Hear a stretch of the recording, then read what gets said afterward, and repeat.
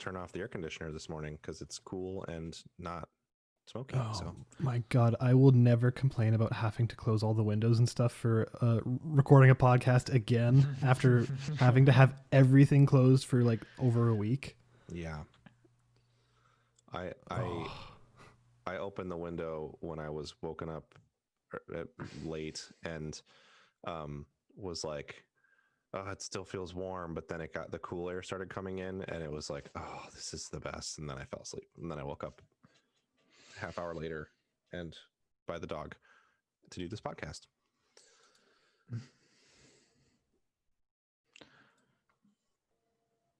Hello and welcome to episode 139 of the Gaming Fix podcast on September 19th, 2020. I am Andre Cole, your host, aka your partner's favorite tooth. I'm joined today by Alex. The only other one I can name is like a canine. All right. Pat. You can name like the prefrontal molar. That's a term. My favorite tooth would have to be my wisdom teeth because they don't need to come out. And oh my God. I want them to keep like that so that I'm going to show them favoritism so they never have to come out. God, do I have And wisdom tooth Allison. story? I was just going to say my least favorite teeth are my wisdom teeth because I had to get them out and it messed me up. They're already It was out of not your good. head. I have to be nice to mine or they're going to cause me problems. What did you do when you got your wisdom teeth out, Allison? Like, what was your painkiller activity? I mean, I definitely had painkiller. I don't remember. I watched A Fish Called Wanda. Oh, God. You're not supposed to make it worse. I'm pretty sure I watched. I don't even remember what I watched because it's been so long ago. But I definitely still have lasting nerve damage from that. Oof. So, yeah. Okay. Like half of my tongue is like kind of numb forever. Cool. Yay. That's Yeah, awesome. that's Stuff still? Yeah. And it's like, it's a lot less noticeable than it used to be. It's just that like the right side of my tongue is kind of like numb. Huh. Yeah. Weird. That sucks. My Yeah. wisdom tooth experience was not great. I will keep it short and say that they ended up removing, like they told me they were going to remove all 4 teeth and I was like, oh, okay, cool. And then they ended up removing 7 teeth and a bunch of my jawbone. What? And they never really told me What, do you why. have a bunch of extra teeth in there? Wait a minute. No. What happened? Wait, how? Your dental what is wrong with dental care in Canada? I just Cost you $1 million? tooth cleanings and and also they gave me too much anesthesia, so I was out for like now that 4 sounds great. 4 or 5 hours beyond when I was supposed to wake up. That And then is as great. soon as I woke someone- up, If that I- dentist wants to come to my house and put me under anesthesia for like a couple of weeks, I would be think fine with that. From what my mom's told me, I was still kind of out of it after the anesthesia, and so like they're wheeling me out in a wheelchair after my wisdom teeth are out. And apparently I looked so out of it and so weird that the next person coming in for like presumably some like another wisdom teeth extraction looked completely freaked out because of me. That would freak me out as well. I was just like and completely I love groggy it. and I'm definitely not over. great. I'm over my dental anxiety. Like I'm fine. They can do whatever fillings they need to do. Shoot me up. I don't care. I don't. Sticks to shots don't bother me. Yeah, not that kind of. Hopefully, not that kind of shooting. I mean, like maybe with Alex's dental experience. Yeah, apparently. But I don't wisdom teeth that freaks me out. I don't know why. Something about that in particular. yeah, It's not. it's a lot of tooth. Also, my crowning memory from all of that was waking up 4 hours later than I was supposed to, sitting up immediately and then being like, oh, good morning. And then they handed me a ginger ale for whatever reason. And I was like, okay, sure. Drink. And it just all came out the sides of my mouth. And my jeans were covered in my jeans were just covered in bloody ginger ale. And I was like, okay. What What is wrong with this dentist? It's a Canadian wet. Do you think they took the extra teeth to sell them on the black market or something? Do they Probably. have, like, a jawbone dealer? Is a Canadian dental cleaning like they just stick a belt sander in your mouth? You're not far off. Oh, well, if you ever want to come down to my dentist, you're welcome to. I can put in a good word. I've referred I'm several going to people put there. in a brief content warning here and say if you don't want to hear some gross dental stuff, We already jump ahead like 10 seconds. No, this is like oh no. Oh. I was gonna say, wait a minute, we've already gotten into that. Yeah. jump ahead like 10 seconds. So my friend's sister had to get her wisdom teeth removed, but one of them was growing upside down, and so they had to like take it out through her cheek. Weird. Yeah. I Through. thought they honestly, I thought that was fairly common. Not that they're going upside down, but the through the cheek stuff. Because how do they get back there? Your mouth can't. It's not a lot of room in there. My mouth doesn't open that wide. I don't know. Yeah, because I have like a small mouth, so I kind of always assumed that there was some gross stuff. Here, okay, happening on in the this cheek Zoom region. call, it's you can fit their fist in their mouth. I definitely can't do that. yeah. I couldn't even Like get every close. time I go to the dentist, they're like, "Wow, your mouth is small," and I'm like, "I don't know what to do with that." I have pretty bad TMJ too, so trying Same. to open my mouth wide enough to put my fist in would not be Me a fun too, experience. So I'm not same. even going to do it for. I want to take that quote out of context and just use it all the time. Welcome to Dental Nightmare fit- Fix. I Well, I know, can't like, fit my fist in my mouth. I sure do put my foot in there all the time. oh god. I never regret anything I say. Oh, I do on a daily Never basis. regret it. I just own it and live with it, and then That's, look you like know, a doofus. Oh, I mean, I'm fine with looking like a doofus. It's other things I'm not so great. Fine with looking like, but things I am fine with. Video games. Video games? They're okay yeah. sometimes. I don't know. A lot of times they're Right? pretty good. They're not Sometimes they're Batman bad. anymore. I don't know. I don't know if I'd go so far as to say most of the time they're pretty good, but certainly, like, at least a third of the time they're pretty good. Well, And I then- wouldn't say that most of the time they're like games are good, but most of the time like the concept of video games as like I did play Darksiders 3 for like 10 minutes and I went, this is not good, and was very disappointed. So maybe there is something to that. Like, that first game was pretty good. The second game was all right. This third game, not so great. It's especially weird because that's That the same holds up. studio that made Remnant, which is very good. Yeah. But your point about maybe a third of the time they're good is maybe that Darksiders is the specifically Yeah, because like Darksiders. Darksiders 1 is okay, and Darksiders 2 is supposed to be very good, and then Darksiders 3 I would say is it's not flipped, good. but That's fine. I haven't finished any of them. I've Yeah. always wanted to, but never gotten around to Yeah. it. First one has a Well- portal gun. What? yeah, it does. Yeah. It has a portal gun. Yeah. It's like Zelda, but it's structured like Zelda, but has a bunch of Yeah. stuff from other games. Yep. Mhm. Which honestly, good for you. Do that Yep. more. Yeah, well, we're not here to talk about Darksiders.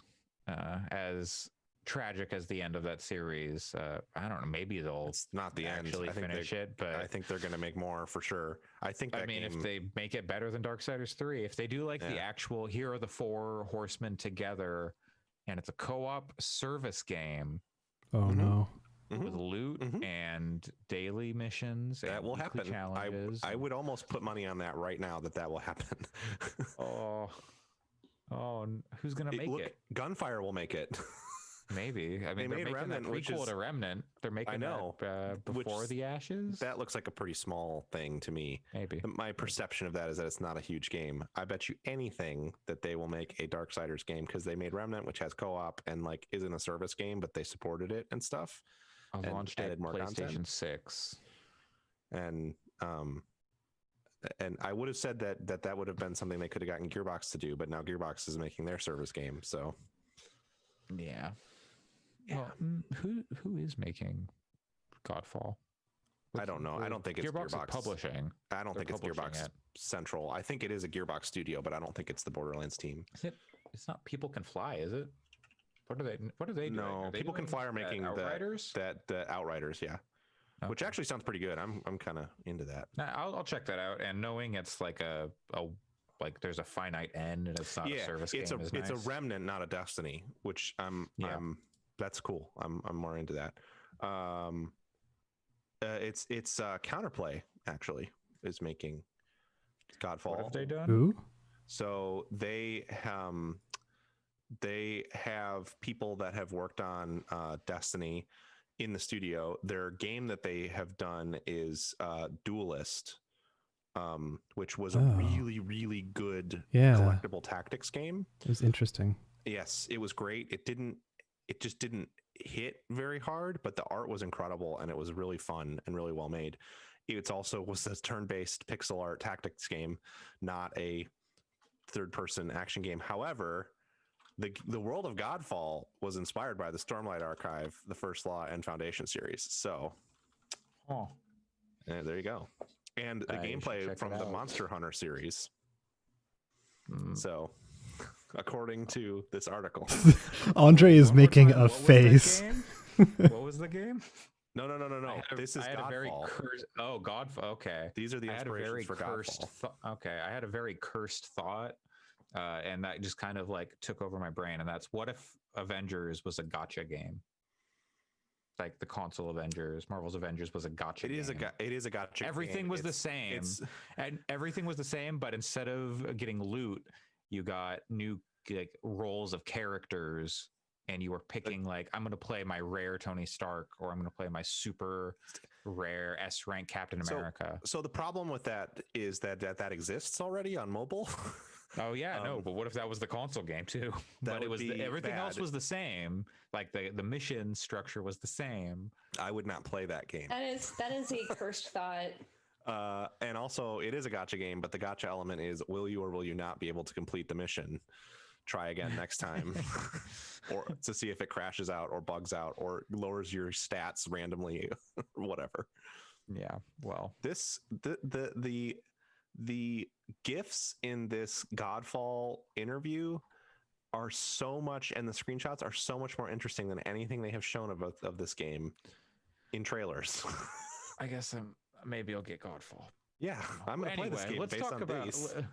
Let's talk about what we have been playing and not what we will play. Let's talk about the life we wish we could all lead in our fantasy with Allison. This is the wrong week for that. You should have squeezed this game in before last week's episode, because we talked about that song. Yeah, well, the Ludacris song. Yeah. Well, I wish I could say that inspired me to go back to this, but I wish. No, I just kind of wanted something. I was thinking about what game could I play that would be very, very kind of chill. And for some reason, I don't know why, Fantasy Life is what's popped up to me, which I'd played some of before, but I hadn't played quite so much. But yeah, I'm playing it on 3DS, and it's one of those games where I don't know if it's necessarily a great game, but at the same time, it's kind of the game I wanted right now, which is to be able to get the satisfaction of checking stuff off of a checklist and go, I've completed so many missions today. That's great. So if you want a game like that, Fantasy Life is quite good. It's very charming. If you haven't played it, basically the idea is that it's in a kind of fantasy world, and you can choose as many different lives as you want to, and life is basically various classes. So there's the normal ones like paladin, or mercenary, or wizard, but then there's also stuff like you can be a cook, or you can chop wood. That's one of the classes, or be a miner. So the thing that's kind of like a person who works in a mine, or a person and a curse is like a young person, or a person who works in a mine, like, you know. No, a miner, not a minor. A person who works in a mine, who like mines up ore. What about both? Could you be like a young person who works in a mine? A miner. God. I mean, your character looks pretty dang young, so if you want to, Just asking the tough questions here. The things that people don't want to know. But people, it's kind of like a harvest moon, right? Like yeah, to but some extent. it's a little bit. It's kind of like I've seen people actually compare it to like an Animal Crossing, because it's just like you can kind of do what you want. There's a story, but the story is pretty light, and from what I understand, it's pretty short too. But I just actively ignore the story a lot of the times and just like, what's the task I'm going to do today? And since you choose these lives, you can change them at any time. So like, I'm kind of on the road to getting all of them unlocked because you can collect resources and then craft those resources and then you craft those items. So it's pretty chill, but it's trying to describe like the one thing that I think a lot of people would make or break this game for a lot of people is that a lot of the actions that you do are really repetitive, especially if you're mining. It's basically, you go up to a resource and press A, or if you are fighting, a lot of the times you're kind of just mashing A. There's a couple of skills that are charged attacks, or more skills you unlock, but it's really pretty simplistic. Crafting is pretty much the same mini game across the board. So it's very like, if that doesn't sound, if you don't, the gameplay is not necessarily what you are going into it for, but you're going into it for that like kind of satisfaction of checking stuff off of a list. Sure. So it's like kind of a good game for me to where I've been like watching TV while playing it, or like put on a couple of podcasts and listen to it. So it's a really kind of my ideal kind of multitask type of game. That's good. How does it feel playing on a system that is now dead? Oh yeah, I saw that. I don't know, man. The 3DS is a good system. Agreed. It's good and dead. Well, it's all what year did the 3DS come out? That was like 2011, I think. No, it must have. Was it? I'm almost certain it was 2011. Because I got my first one 2011. when I was. Yeah. Hey. That's fucking wild that It launched in Japan in February 26, 2011, March 27, 2011 in the States. I had forgotten, but that is actually the first console that I bought with my money, like that I went to, that was new, that I like went to the store and purchased myself new. Because I had purchased a 360 before that, but it was like a ways after it had come out and used. So, yeah, 3DS is my first one. It's had a pretty long shelf life, especially for a handheld, and it's good that it's still. Oh fuck yeah, yeah. And it has like probably the best library of any of the handhelds, I would say. It has a really good library. Strong. Yeah. And I still actively play it because there's still a lot of really good games, and there's a lot of games that I either want to play or haven't played yet, but are on the docket, especially like handheld Shin Megami Tensei games I'd like to go back into, or Persona Q, or Etrian Odyssey. Like there's a lot of really good games on that system. So it's would you say Fantasy Life is one of those really good games? I don't know. I think if it sounds fun to you, I'd give it a shot. It's one of those games where I specifically was kind of not as into it the last couple times I tried to play it, but now I'm like playing it. I'm like, this is the exact game I needed right now, because I wanted a game that I could multitask and watch TV and check stuff off of a list and be like, oh, I am accomplishing things. So it's the game that I want, but I feel like if it's easy to go, oh, well, look at how, there's so many different lives you can do, so that there's got to be a lot of different variety in your gameplay. I feel like there's certain things that I feel like you could go into the game expecting or wanting, and it would just not be good for. So Yeah, it sounds like it's a little uneven. Yeah, Not necessarily bad, but uneven. I think it has a lot of charm to it, which is fun.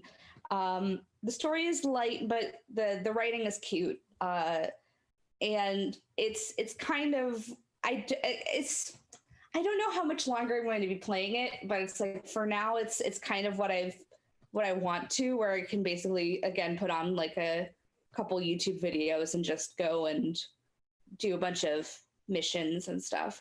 But it's not exactly I don't know if I'd even say it's really necessarily good. I don't know, man. I think part of the struggle, and this is why I've not ever really like gotten into it. Although if they put it out on a phone, I feel like it would be kind of a good phone game. But there's so many games right now in a time when we're all staying home anyway. So it's not like I'm traveling and need a game to play on a plane or something. So there's so many games right now that are that like sort of chill, just log in and do your stuff, or just boot it up and do your stuff, that a game has to be kind of good to be, or at least like, I don't know that I'd fight real hard in an argument for whether or not Avengers Endgame content is good, but it is at least a license that I already really like. So it's tough. Like a game that's like, hey, this is kind of, I don't want to call it generic because it has a style, but this game is kind of like simple art style that is not tied to existing characters that you really enjoy, and kind of a basic log in and do life stuff. It's a tough sell, I think, right now. No, I get that. I feel like for me, it's kind of like low pressure because of that, if that makes sense. Just the general vibe of the game and the general aesthetic, and the fact that I can kind of, if I'm not really feeling the story, can kind of just go, I don't really care, and skip through some dialogue. Like, I'm not feeling this dialogue, like, I feel like I would have a much harder time doing that with, say, like an Avengers, or with a game that was from a series I particularly liked. Yeah, from everything you're describing, and I haven't touched it, but like it kind of just reminds me of Stardew Valley in a lot of ways. A little bit. Stardew Valley is definitely better. Right. But it sounds like it's kind of a proto Stardew Valley because it came out a fair bit before. Yeah, and there's like the element of, I think even more so than Stardew Valley, it's very much a do whatever you really feel like doing right now game. So like if you feel like just like, I'm just going to craft a bunch of items and sell them and level up my tailoring skill like for a while, like you can do that. Or if you want to just say like, I'm just going to go collect resources, or I'm just going to knock out a bunch of these quests, or I'm going to go do the story so that I can open up this new area. Like it's really much a like, what do you feel like doing right now in this game? Okay, go do it. Stardew Valley is definitely some of that. I don't know if it's necessarily always that, especially if you're like, oh, I need to go, water my plants, so I can't necessarily go straight to go fishing or something. But sure, it is that kind of same like, I feel like just doing this kind of chill activity for a while. So yeah, it's a type of game where I think that if you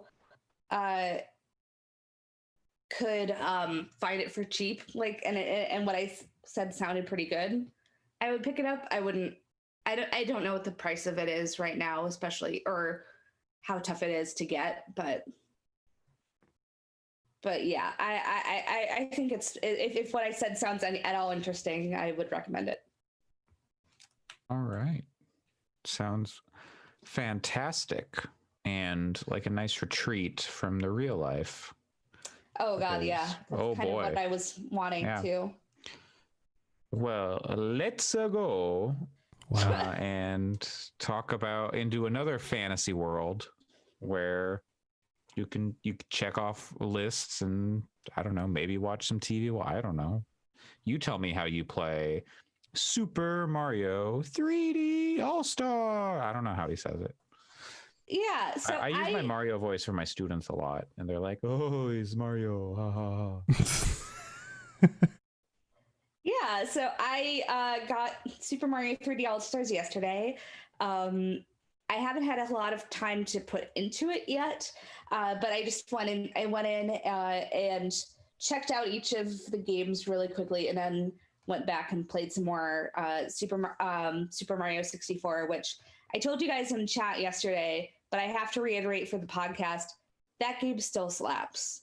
That totally. Is a good ass game. It's kind of a miracle that a game that is basically one of the earliest examples of it in every genre still plays really good and it's still really fun to play. But yeah, so it's the new collection of Super Mario 64, Super Mario Sunshine, and Super Mario Galaxy for Switch. It's one of those collections where you kind of wish there was more, but at the same time, these are 3 pretty fantastic games, and I feel like $60 is a fair price just for those games. So it's, it's like variable. You know what I mean? If they had done more work to them and made them like, because there are some issues with some of these games that are, I would say, glaring. Like in Super Mario Sunshine, that game was famously, the camera was inverted. Right. They've uninverted the camera, and there's no option to change this. Right. It's so bizarre. Like that's one of those really, really weird things about it, where I don't. They realized they made a mistake. They made a mistake. They righted the mistake, but people expect certain things from these games, and to not give people the option and to change it is crappy. Right. And I feel like that it feels fine for me, but I also personally can get used to either inverted or not with camera controls.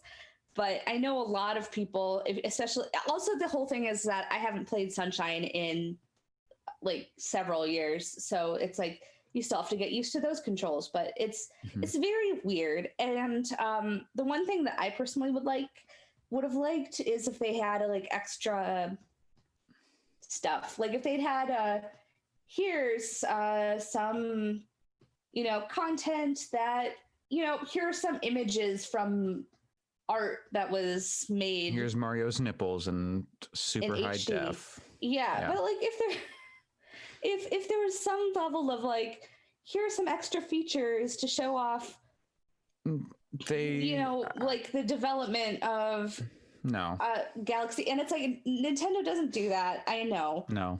But at the same time, it's a pretty bare bones collection. Since it's basically like you boot it up, you get to the menu with the weirdest font choice ever, because it's like the year is like that Great Gatsby type font, and you're like, what the fuck is this? Okay. So how much of each of the games have you played so far? I've gotten I haven't played very much because I got it yesterday afternoon because I got the physical copy. So I've played about like 4 stars into Super Mario 64, and I just kind of dabbled in Sunshine and Galaxy just to like get a chance for how I felt about it. Mhm. The one thing I'll say is I really don't know how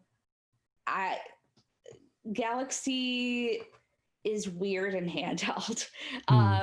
It's something that I don't know if I'll try to get used to, or I've heard that it works surprisingly well with just using a pro controller. So if I'm when I get down to playing that, I'll probably check it out and then play it on my TV with the pro controller. But that one felt the weirdest control for me because the Wii controls were very vital to Galaxy. So one of the things that you do in the one of the things you do in Galaxy is to collect the star bits and use those. And to do that on handheld, you have to use the touch screen, which is okay. But it's also like you have to take your hand off of the controls. Yeah. Use it. It's just use your nose. I don't have right. I'm like, I don't have that many hands. If I could do both, like you have my hands on both my controllers and then also do that, it would make sense. But like it felt very awkward. But again, I only played like a couple minutes of it, so I mean, maybe I would get used to it.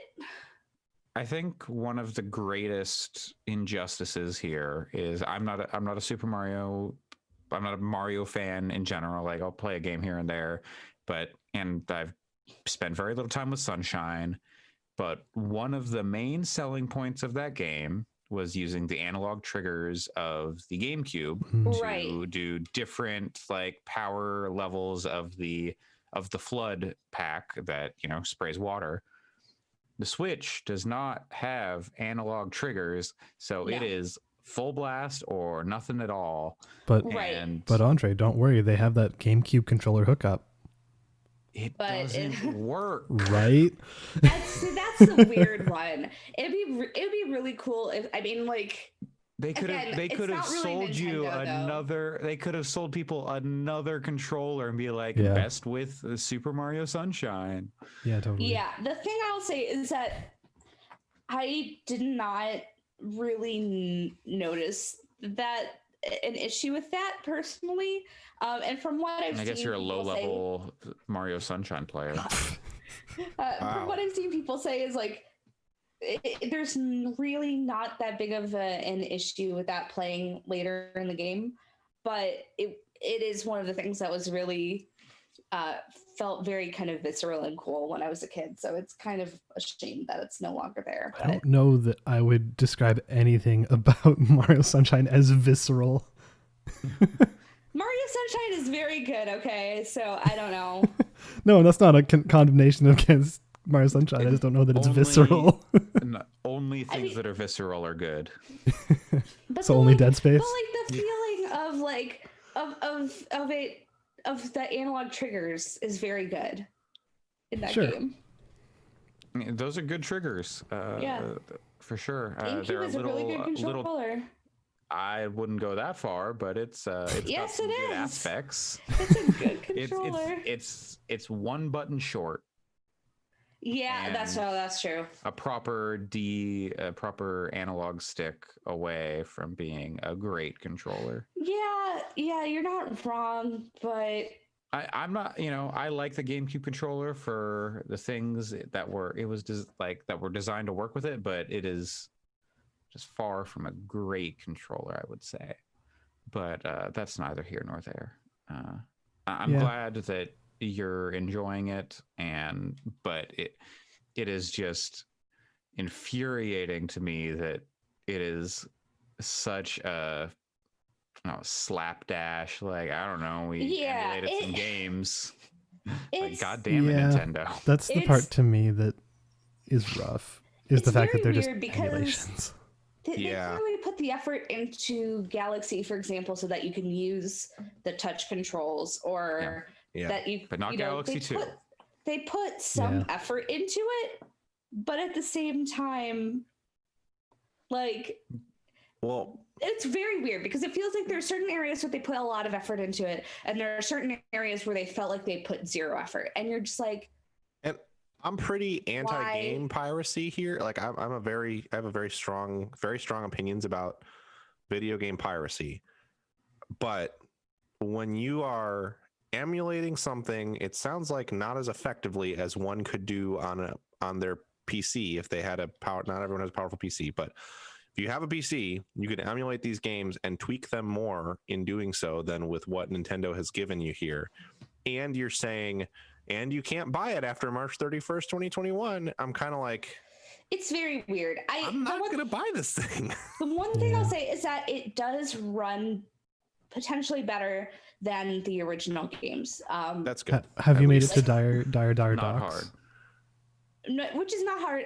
No, I haven't made it to there, but like from what I've seen, people playing it later on, especially like on YouTube, like it is like pretty much the highest performance that you can get, especially for certain parts in any of the games that might lag. Oh no, that's not an issue in these, but.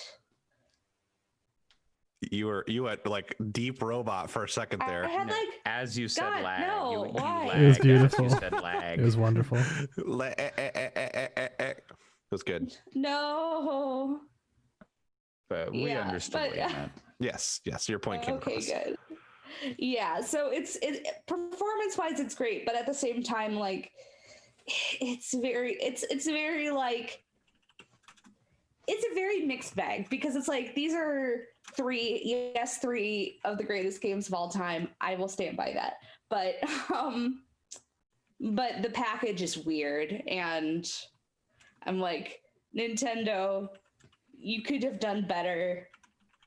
You should have done better. Every time Nintendo puts something out.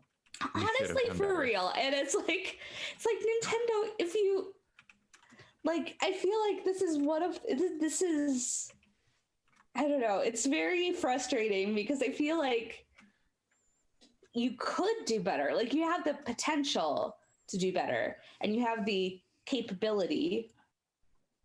but you You know don't. what? I think this is a nice segue into something Alex has on his notes here, which is he finished high score and I finished high score.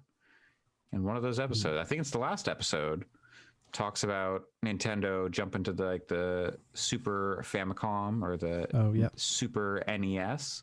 Mhm. And they talked to Dylan Cuthbert, who worked on Star Fox. And they were talking about like the transition to 3D and how Miyamoto was like, I don't want people to like have to think about anything around them. I just want them to go forward, go straight. And I'm like, what the fuck are you talking about, Miyamoto? You don't want people to think about 3D space in 3D space? He's such a strange man. I think it does make limitations sense to that system for and stuff. for that system. I think it does make sense. But it didn't come across as he wanted the limitation for the system. It was people are too stupid and will be too stressed out if they have to think in 3 dimensions. They have to think about, oh no, something's behind me. Like, I don't know. That was like, But what? And then so many things started to click into place about like, okay, Miyamoto's philosophy on game design. I see. I want Miyamoto to play Destiny really bad and get back to me. I want Miyamoto to play Dark Souls, all of them. Maybe, but I feel like Dark Souls has a clarity of purpose, whereas Destiny has so many fucking currencies and like weird shit that you turn into different people and NPCs to talk to get obscure bounties and stuff that would be entertaining. Splatoon.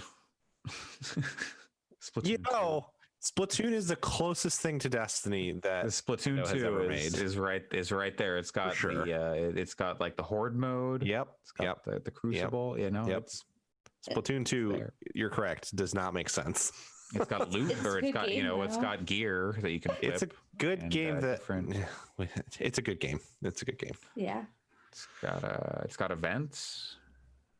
If there was a controller with real triggers, I would like it more. I'm using tilt controls. No. But yeah, the high score. Yeah, I watched from that. It from was, one Charles Martinet joint venture to another. Yeah. It's a me, Charles Martinet. Yeah, yeah, you were right, Allison. He doesn't play into it at all, which is great. Yeah. There's several moments where you're like, he could make a Mario joke, or like it seems like he's doing little winks and nods. He's like, oh, this cute little plumber. I bet Nintendo was like, you can't do the voice. Everyone's favorite Mario. And you're like, it's you. It's you. Like, You are Mario, the man. executives It's were a like, you. oh, we got like the director. Everyone's like, oh, we got Charles Martinet, and he can do the then- Mario voice, and they're like, nah. And then Nintendo was like, nah, fam, you can't do. Like Nah, Nintendo Famicom. didn't even like partake in the like the interview stuff. It was all people who like contracted at Nintendo, like Dylan Cuthbert and stuff like that. To be fair, I do think that was a like kind of a good choice, because I feel like we've heard a lot of the Nintendo, or I don't know if we have. Sure, but maybe, yeah. I was and- interested at the people who that they spoke with. Yeah, they did a really good job of telling human stories for all the stuff, Mm-hmm. Though I and have like bringing in interesting like side things that you don't normally hear about, like the black guy who works on Madden and how he influenced and like got them to change every player to African American in that issue of Madden, Just or that was they it just had them. add African? Okay, because there Yeah. was like. It was like, I thought he made it sound like it was a limitation of the system, so they only had one character color, or like one like race, or maybe it was just they didn't bother. I'm not entirely sure. Yeah, I but think it yeah. was that it was a range at that point. But Mhm. yeah, Allison touched on a lot of my thoughts on High Score last week, so we don't have to go too deep into it. But I think it was good. I think in terms of kind of a video game historian-y kind of documentary, this is probably the best one that there's been. I think It's at least- very like for the mainstream, yeah. yeah, for the mainstream. Like there's some stuff I would have changed. Like I would not have spent so much of that one episode on sports games. Like, I know. Oh my I- god. I like, was like, I if it- don't play any. if it was like I understand why they did it, because like if it is Yeah. aimed at mainstream, that's probably something they might care about. But like maybe do 10 minutes instead of 40 minutes on it for me. But overall, I thought it was very good, and a lot of the people they chose to talk with were exactly who they needed to. Like I think John Romero in the last episode was he was like one of the best people they could have interviewed, and like Yeah, that was real he's good. extremely well spoken. He was there right from the start. So like The RPG episode about was it with like I- Ultima and yeah, like the guy in San Francisco who made the queer RPG that like was like Mhm. lost to time. Gay Blade. Gayblade, yes. Yeah. Yes, Gayblade. That was good. I hadn't heard of that. That was really cool. Yeah, it seems like no one has really heard of it. Like, you know, Yeah. very few people have heard of it unless you were in that scene and at that time. Yeah. Yeah, but it was so an that was a interesting cool story to story get. that they It was. chose to share. Yeah. Yeah. And like Richard Garriott is always bizarre. So having him there for so long was cool. Yeah. Roberta Williams was awesome as always. Like, yeah, they chose really good people. And Nolan Bushnell. So they had a lot of Nolan Bushnell, Yeah. which again, these are all super good choices. There's some things I wish they would have changed. Like, I kind of wish they would have talked about Ralph Baer or, yeah, I don't know. Like, there's random things that you can nitpick, but I think overall Yeah. it was very strong, and it's a pretty easy thing to recommend to almost anyone. Yeah, like Yeah. I recommended it this week to my dad, who does not play video games at all, except for his love of Blaseball. But he has That's a like, whole other documentary. that's a whole other thing. But but my dad doesn't play video games. He never has. And I still was like, maybe you'd like this documentary. So I think that that's what it does well, is that it appeals to such a wide range, or could theoretically. Yeah. So I have a question. If they made a season 2, who would you all want to see interviewed? Oh God. I was talking about this because I watched the show with my friend, and Gabe Newell. after who? Sorry. Gabe Gabe Newell. Newell. Yeah. That's a good. That's a great pick. That is a good one. I was thinking Warren Spector, Sure. Ken Levine. I would like to hear from them. I'm not sure if people want to hear from them. And Yoko Taro. Yeah, sure. I mean, those are definitely three answers that I agree with. But like immersive sims aren't really, I feel like if they spent an episode on sports games, that Deus Ex may not be one of their top targets. They also spent a lot of an episode on Ultima, like Ultima 1 and 2. Yeah. So Oh, okay. Never mind. Then that makes sense. Yeah. Those were the Dennis sort of Dyack. kind of progenitors of immersive sims. I'm ignoring what Andre is saying. I'm not going to That's- respond to that name. I mean, they could do- Dyack. they could do Dennis Dyack and talk about Eternal Darkness, because that game And kicked Too ass. Human. That game. And that game- Legacy of Kain. Yeah, Legacy of Kain. Yeah, that's who they should talk to. The Kain. Yes, that's why I said that. Oh, they should. Season 2 should be narrated by the dude what played Kain in Command and Conquer. They should talk. I want them to talk to Tim Curry about Command and Conquer. Yeah, I meant Amy Hennig, but I did say Oh. it that way so that it sounded like I was. Yeah. Who would you pick, like- Allison? Who would you bring in? Oh God. I am trying to think of who I'd want to. I mean, you could always just go and chat with Peter Molyneux. Oh, that And- would actually be good. Yeah. Oh, yeah. I mean, if you people make Yeah. games is Peter haven't Molyneux watched it video yet, is but- so good. It changed my perception of him 100%. I used to think he was kind of a dick, but hearing him talk about his previous games and being very honest about like, we overshot this. This was too much. It wasn't very good and stuff was like really refreshing. He's really cool. But yeah, I think he would be. I will probably go watch that video after this. But I think that there are a lot of games where you could go like, so let's talk about Fable. Let's talk about Spore. Let's talk about. What's Black and White, Black and and White, Populous, yeah. and in that What's I case, feel like They should- there's they a should lot of get- ways that they could go with it, which is cool. they should get Sid Meier's and also, oh god, I can't remember his name right now. Dude, what like basically started Maxis and did all the sim games. Will Wright? Well, right, thank you. Yeah. Yeah. So that's the thing is, to me, I said in our chat at one point that Maxis would be, or maybe it was on the episode last week, but that was. Maxis would be, that would be a studio I'd want to see. But I would like to see a show like this aimed at the history of like PC gaming specifically. I think that would be really interesting. Not that like, yeah. I feel like there's lots of these kinds of documentaries that talk about the history of Nintendo, which is fun. I mean, Nintendo is a very interesting company and has a rich history, so sure. But I would love to see like while the consoles were doing this is what PC games did in the 90s. They kind of had yeah. that. Yeah, they definitely did like here's how If it they did Ultima, like, then yeah. yeah. Here's like the first graphical game that Roberta Williams and Yeah, her husband that's made. cool. I can't remember his name. Ken Williams, right? Ken. I want to hear about like, I want people to talk about like the Elder Scrolls Arena and that game's effect on role-playing games and They didn't make it that far in.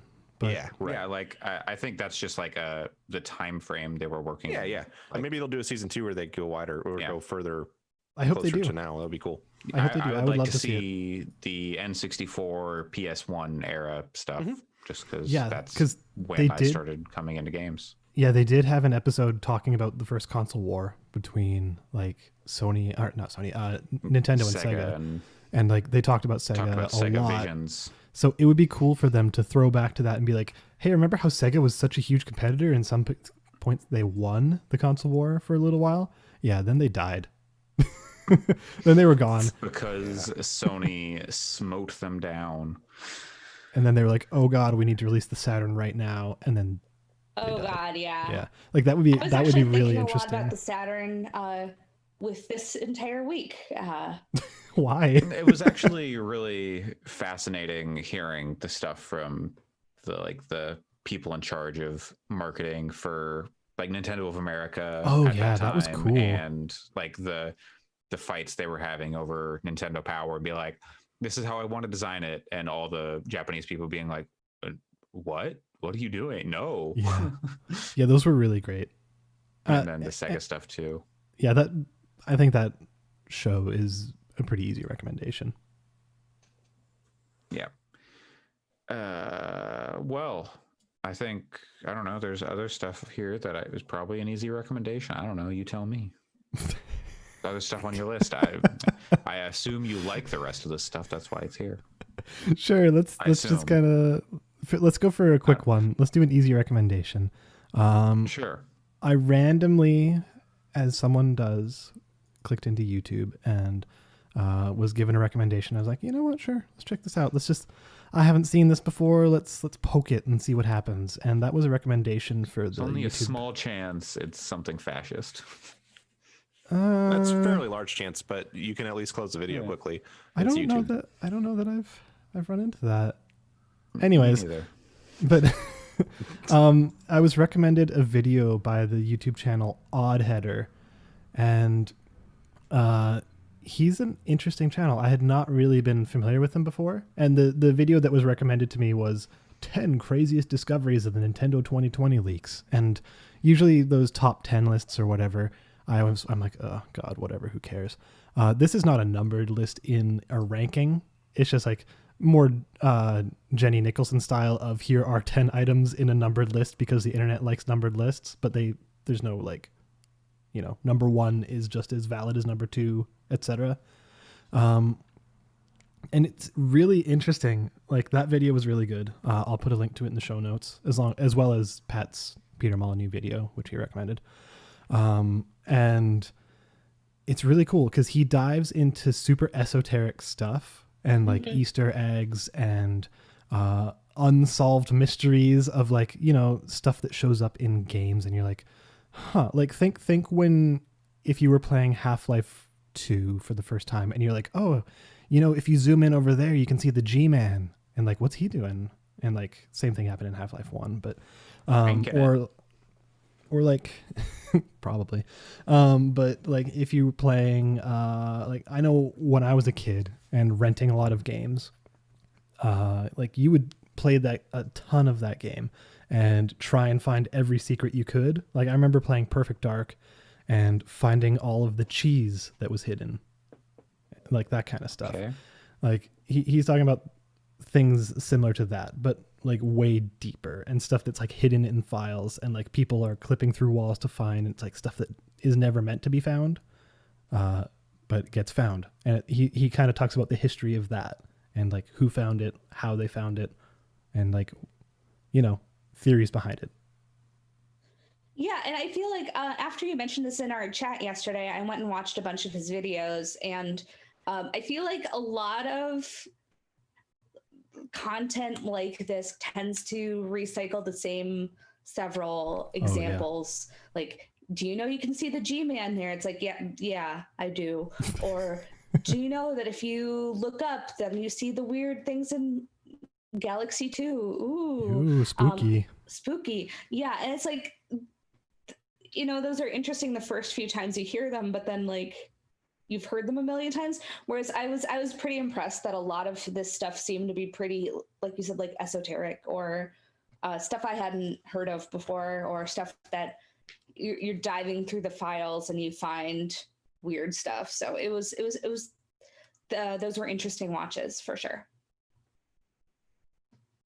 Yeah, so we don't need to dive too much deeper into it, but I can pretty easily recommend the Oddheader channel.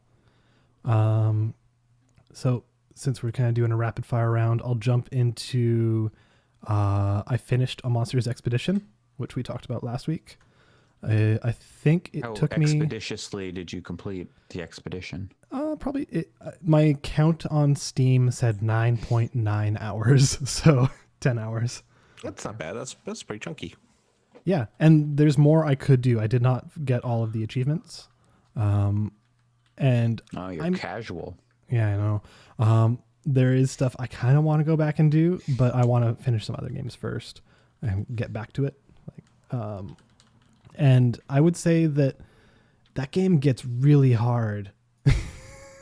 Like some of the puzzles in that game are really, really hard. And You know what game? I played a little bit of it. It's Steven's Sausage Roll. Yes. yeah, That game is very similar to Steven's Sausage Roll. I played a little bit too. totally. It is similar to that. You're right. In a good way. I think the writing is charming too. So yeah. Yeah, I like Steam Sausage Roll. I think that, again, that's really smart puzzles, and gets tough really fast. But yeah, Monsters Expedition, like I was talking, like it is still very much like The Witness in that you are treating it like a Metroidvania, but the skills are in your brain. Yeah. Like you're like, oh, okay, I know that this mechanic works. So if I try and use this in this puzzle, I can. But like you'll get to this puzzle, you'll run into a puzzle that you're like, this seems unsolvable, until you like walk through this other set of islands that like kind of handhold you through this mechanic. Then you come back to it and you're like, oh, that's what you do. And then you just do it. So it's kind of like that. And near the end, it starts combining multiple mechanics like that, and it gets tough. But yeah, overall, maybe I'll write a review for it, but it would not be a surprise to say that it would be a 5-star review. It's easily one of the best puzzle games I've played in a long time. Like They're like some crazy end game reveal that reframes the entire experience. there was an endgame moment that was profoundly adorable, if that counts. I kind of want to say it, but I kind of don't, because it's better to just experience it. I'll probably finish it. I wasn't super grabbed by the initial gameplay. Like I think it's clever, but it was it felt like I think I need to see more of it to see the way things stack, because I spent like maybe an hour playing it and I felt like it was kind of like, okay, I'm pushing these trees around. The writing is charming, but I was like having trouble finding a through line, so it kind of felt like charming vignettes. So it didn't have the same push to me that even something like The Witness had. But at the same time, I think that I need to see more of the mechanics layer to understand the depth a little bit, I guess. So Sure. I do want to play more of it for sure. But yeah, so All right. Monsters Expedition, still good, remains good, will be good forever. Maybe. Who knows? I don't know. The other one that I played is because I have been holding off on playing it forever because I was waiting for the 1.0 release. And I think that's also true of you, Pat, is it not? For the most part, I played probably 3 combined hours of it in EA, but never got past the first boss. Yes, and that is the new Supergiant game, Hades. Mm-hmm. Mm-hmm. Yeah. Pat, what are your thoughts? Oh, I think that game rips. There's a very high possibility that it could end up as my game of the year for sure. So good. It is fucking incredible. IMO. I don't know that I'm putting it at Game of the Year territory yet, but I am really enjoying it. Yeah, I mean, obviously I have a lot more of it to play, but seeing the second area was the thing that solidified it for me, because the way that they change it up between tile sets in terms of like how the world works and the rules in play is really cool to me. And then the basic gameplay is just so good. It's just so good. I made it to the second area as well, but I actually found the enemies to be kind of repetitive there. Like even when they were introducing new enemies, they were all kind of doing the same thing. Yeah, I don't know that I was. Sorry, go ahead, Andre. Oh, I was just gonna say, like the second area, a lot of the enemies are similar in what they do, but like each area is pretty distinct in what the enemies are doing. And I think like the third and fourth areas give you a better spread of stuff going on. Okay. I think I like the second area because the environment feels like as much of an enemy as the enemies. So it felt like they are similar, but they're all forcing you to move. They're similar. They're doing kind of the same thing, but to different degrees. So you have to figure out, it's identifying like, well, this one's going to go this far. This one's going to do this. So it was more like, how can I manage them and not go into the flaming lava that's going to kill me? Because it kills you very fast. It does. I'm going to tell you right now, you get some buffs from Poseidon, and that let you dash and make your dash create a shockwave that pushes your enemies away, and then you just push all the enemies into the lava. Oh, that sounds very good. That's a good idea. The only thing that I don't super love about it really is I feel like the game didn't really start until I unlocked the second dash. Like it felt like, because my experience was I got a boon in a run that gave me a second dash, and then I was like, holy shit, this is awesome. And then I almost beat the first boss with that. And then I came back into the dungeon and I didn't have the second dash, and I was like, well, this does not feel good now. And so it is a little bit, and then you can purchase a permanent access to the second dash, which I promptly did. Then you can get a third dash. Yeah, but I will say that I think there's a couple of abilities like that that make the game feel a lot more fun to play. That it's not that I necessarily think that they should have been in from the start, but I almost wish that you were funneled more towards having those faster or something. But that's like the very minor criticism that I've uncovered so far. For the most part, I think it's pretty fantastic, and the enemies are have a lot of like personality and are really well designed. The encounters are cool. The art, it seriously might be the best looking game in my opinion. Like the art to my is so taste, good. it might be my favorite looking game ever that I've played. It's so fucking cool. The art, like the art direction is really fantastic, and just the creativity into each of the characters, the gods, the different ways they're represented, because a lot of times when you get like the Greek gods, they're similar, like, you know, they're all white attractive people, or, you know, or maybe they've got like, you got an old beardy Zeus, but he's still got like a six-pack and he's just totally ripped. And in this game, but it's diverse hot people. Yeah, it's across. You know, this is a multicultural Greek pantheon. You want to go to Olympus because everyone's just so hot. Okay. Yeah, but okay, Andre and Pat, I have a question. Every time you died and went back to whatever, the House of Hades or whatever they call it, I can't remember. Yeah. Did you pet the dog? Most of the time, yeah. Sometimes it's not there. A couple of times I forgot, and sometimes it's not there. Yeah. I haven't had an instance where it's not there yet. All right. Yeah. Maybe you need to get good. I don't think it's tied to your skill level whether the dog is there or not. Yeah. Sometimes the NPCs are just not in their place. Yeah. Nyx is not there for me right now. So yeah. And yeah, you can go back. Yeah. So between each run, it's a roguelike. You go back and you can talk to the various people in like you can talk to Achilles, who is your teacher, or you can talk to Nyx, who is like monitoring the line for Hades, or you can talk to Hades, or you can talk to, you know, a bunch of other characters and build your relationship with them and get like items from them that you can take into your runs. And something that is surprising to me, and it makes me really happy that I waited till 1.0 to dive in. Alex, have you gone to sleep yet? I've tried, but it won't let me. Okay.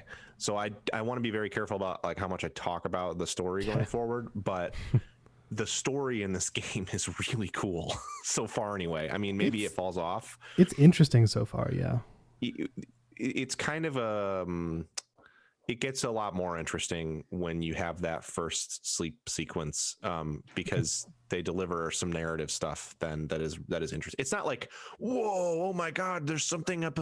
It's really happening in modern day. It's not like that, but it's not Castlevania Lord of Shadows. No, but it's does Patrick Stewart show up? No, but it is a like, oh, this is starting to explain why Zagreus wants to leave, and also provide some propulsion to make you feel like you want to know the characters more. And so and I think that's awesome for this format of game in particular, because I normally actually prefer when these kinds of games don't have a narrative element, like Rogue Legacy. Or Dead Cells is a good example of like, I prefer to see the narrative play out in the gameplay kind of thing. Even something like Dark Souls is a good example of like, I prefer that for those kinds of games where you're going to die a lot and replay the same sections over and over. I don't want to have to button through dialogue every time. And in Hades, you very much do have to button through dialogue every time, but it's so good and I care about the characters enough that I want to see it. And it's written very well. Like a problem. Yeah. I will say the first 20 minutes I had with it, I'm like, man, this is a Supergiant game. I'm here for the story. There's no story. And then I died, and I was like, oh, this is where the Yeah. story happens. Oh, It's- okay, I yeah, get it. It's much more evenly applied because, like, I know that you're not a fan of Pyre. I actually enjoyed playing Pyre. I get that it's very hit or miss for people for a reason. It's super weird. And I love the visuals in that game are astounding as well. And I love the world and the tone, but I never got more than a few hours into it because the narrative dumps of like, okay, we're going to read story stuff for like half an hour now was like hard for me to wrap my head around. I also didn't have any experience with visual novels at that point. So I think if I went back now, I would have clearer expectations. But I love that in Hades, it's so carefully doled out over the course of your runs, and you come back and then you get more story stuff and then you go back out. And like the gifts and the way that you choose who you want to kind of learn more about and get more into is really cool. Yeah, like at some point you get a codex, and that's really awesome. And it also kind of helps guide you towards more narrative stuff if you're interested. It's like, oh, hey, talk to whoever 3 more times, and then you'll get to, you'll get some story stuff. We won't tell you what it is, though. I actually haven't checked, but I don't think it's like talk to them 3 more times while you're standing in the same place. It's like, make sure you talk to them between runs. Yeah. So it isn't like you can just walk around the hub and like talk to people over and over again. It's like interspersed with having to go out and play the game. Yeah. And I just love the tone of like the character, even like the bosses are characters that Zagreus has a relationship with, and that you do more than just fight, like you talk to them and stuff. And that stuff is really interesting, hearing the way that hearing about their relationships and like seeing them as characters that I don't necessarily dislike. Like I like every character in this game, which is wild, because some of them are like super bad guys, but I like all of them, and I'm interested in hearing more about all of them. And they all feel like they have motivations for doing what they do beyond just them being the stereotypical god in that role, which is so cool. It's something funny I found. I think the first person anyone talks to is Hypnos, because it's the first person you run into. And I was like, this voice sounds really familiar. And at first I thought it was like one of the voice actors from Animaniacs. And I was like, because it sounds a lot like Yakko or something. Yeah, like, it does actually. You're right. I hadn't thought about that. But then I looked up who it was. Do you all know who voices Hypnos? No. Nope. It's Greg Casavin. Oh, that's and hilarious. Do you know who voices? Greg is creative director, CEO. I believe one of the heads of Supergiant. Yeah. And Zagreus and Skelly both have the same voice actor, and that is Darren Korb. Yeah, I was gonna say that's Darren, right? Yeah. Yeah, because Zagreus kind of sounds like him. Yeah, Darren does it. And speaking of the music, holy fuck, the soundtrack absolutely destroys. It is I think it's so okay. The way that I feel like you have extraordinarily high specific and very specific standards. I feel. I think for me it's specifically because you spend so much time in the first area, and I think the first area doesn't have the best music. Yeah, so that's what you hear the most of. Yeah, I love you just need to get good, and then you don't have to hear the the first area's music. You have to go through it every time.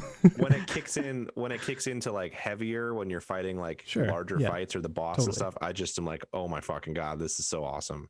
But I also I have a very specific taste for Darren's style, so that's part of why I am so hot on it. I think you could definitely, if you're looking for something different, it's not necessary. It's the most Darren Korb soundtrack that they've done since Bastion, for sure. That's probably true. Yeah. So I think that's part of why I like it so much. But the NoClip has done a really good sort of following development series with them, where they talked about, like Darren talked about, like doing more voice acting and how that's been interesting and stuff. And it's been really interesting to see the development of that game. You can learn about the gun weapon and their intense difficulty trying to make the gun work. Yeah, what weapon are you using for now, Pat? Because I know, Andre, you've finished it, so. I've not finished it. Well, you've made it very, very I far. have, as far as yeah, I mean, just before this, I had a run that was like most of the way to the end. I had to do like a floor and a half basically to get, or I think it's the end. I don't know for sure because there's like a true ending too that they put in. Yeah. With, and like I haven't seen the full story. I think I'm at like the final boss, but then like presumably you still have to like replay for some reason. It's like, aha, you thought you were out, but not really. Yeah, I've heard there's narrative reasons for why you would keep going to complete the codex if that's your thing, which it is my thing. So, yeah. But yeah, what weapon are you tending towards? Like they do the cool thing of like, hey, you'll get 20% more currency if you use this weapon for this run. Yeah. Like to try and encourage you to use other weapons. Like that's a good cool. idea. It's a good idea. But like, is there one? It's random every time. Yeah, because I've had the the same one spear. twice in a row. So I I like the haven't spear. unlocked that yet, but Yep, I that was haven't my unlocked next one. It's stupid strong. Like Okay. Yeah. it has a move where it's like triangle move. So you've got like your basic attack and then you've got your special attack. And the special attack is you throw it and then you can pull it back. And so it can damage on both directions. Cool. And it pierces through enemies. And then when you pull it back, it can like backstab. So you can get more damage on the way back. So if you just like get moves that up your special damage, you just like, I'm just gonna like throw it back and forth like. So that's something. So I've been largely using the sword because I like the like simplicity of the sword. However, like the sword. That's something that I love about this game is, when you play like Diablo, you tend to do like. There's a lot of builds that are like, oh, you just spam this one ability. You just crank that stat up and you spam this one ability. And I really like that this game fully leans into that, where it's like sometimes you just get boons where it makes sense to just hammer the special attack button all the time in fights. Oh, totally. And that makes it sound like thin, but actually it becomes very much a game about like, I'm going to learn how to best use this ability really, really intensely. And then from there, it is all about ensuring that I'm not in a position to get hit while I mash that ability. And it feels really good to me because there's just so many ways you can approach building your character and playing the combat encounters. So like you can be the person who focuses on chaining together different kinds of attacks to really use a diverse set of moves, or you can focus hard on, I'm just going to make my special attack good and then throw your shield all the time. And, it's so cool. You can hope for like certain like boons to pop up, but you don't know what you're going to get. So you're having to like adjust on the fly and go like, okay, well, I've got these boons that I've never really used before. So I guess I'm learning something new. Yeah. Which is neat. And they also incentivize, there's like a prophecy thing. And if you complete prophecies, you get more like upgrade stuff. Yep. And so using certain boons will then like apply to a prophecy. So then it's also encouraging you to use different boons as they come up and say, oh, this is part of a fated prophecy. So you use that and then you start to fill out this like book of prophecies. And I have neat. I have moments where like at first when I tried the bow, I was like, this is a little clunky feeling to me. I don't know if I like this.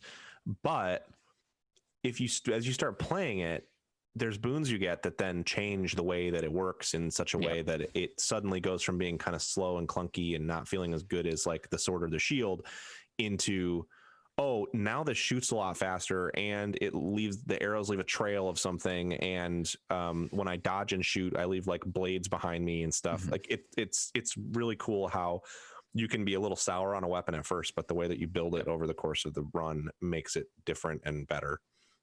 Cool. I immediately knew that Greg had been playing a lot of Dota because I was using the bow and got a boon which gave me Doom. And the Doom does not behave entirely dissimilarly from Doom in Dota. Which I thought was funny. There's a lot of moves, and I think you can stack Doom, or at least you might get a boon that I think there's a boon that lets you stack it 3 times. So you get like 3 bursts of damage.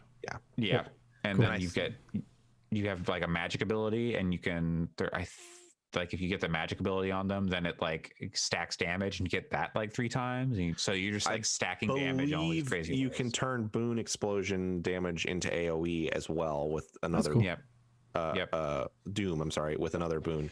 Yep. Yeah. And that's kind of the super giant goodness that I love, is that they stack systems on systems and it all works how you want it to, and it's ultimately for playing better.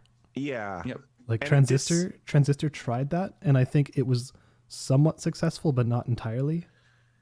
I think this game hits it better than any of their games prior have, and I think Yeah. they just kind of captured lightning in a bottle to an extent with the way that the concept of a run-based game and the setting narratively and art-wise and all of these gameplay systems that have been clearly kicking around in their heads since Bastion, because this game is closest to Bastion in their catalog. Definitely. It almost, in some ways, it almost feels like a spiritual successor to Bastion to me, in a very good way. It's less shooty than Bastion, but yeah, I don't know. I highly recommend it. I think you can get it for like $20 on sale right now. That's like Yep. an insane deal, because even I don't think beating it takes an incredibly long time, but there's so much there to do beyond Yeah. just the first run. So yeah. And it's fun. It's beautiful. It's Yeah. sounds great. It's good writing. Everything about it is, I would say, top notch. Totally. So yeah, Hades It is also good. it also has, and then we can move on. It has, I think, aside from Half-Life 2, I don't think I've ever seen a Steam user review rating as positive as Hades. Like 98% positive. It's 98% positive but based on also, like- 25,000 reviews. Yeah, that's the bigger part. It's that Yeah, positive that's what with I that mean. many reviews. I've yeah. seen 100% positive with like 1,000 reviews before for people who are just playing a kind of niche game that all are Mhm. into it going in. But I mean, Half-Life 2 is more impressive to me because it has 97% positive based on like, I don't know, what is it, 200,000 reviews, 77,000 reviews. So that's maybe higher numbers, but I just think it's interesting. I don't think Steam user reviews are particularly Reliable. yeah, that's the way to put Yeah. it. But I do think I like seeing the extreme ends of the review scale, and Hades definitely is near the top from what I've seen. And apparently it is selling extremely well on Switch. So That's great. which is great. One of the I said, then we can move on, but the only other thought I have is it's interesting. The question of should I play this with a controller or should I play this on mouse and keyboard is an interesting one to me, because I think there are some very positive benefits for both control methods. Mhm. And it's weird because I don't know that I would like playing that game on Switch, but I also could see it being a really good Switch game for people who jive with the controls in that way. Sure. Yeah, So that's just interesting to me. I have actually been playing it with controller because they say I tend to play with controller too.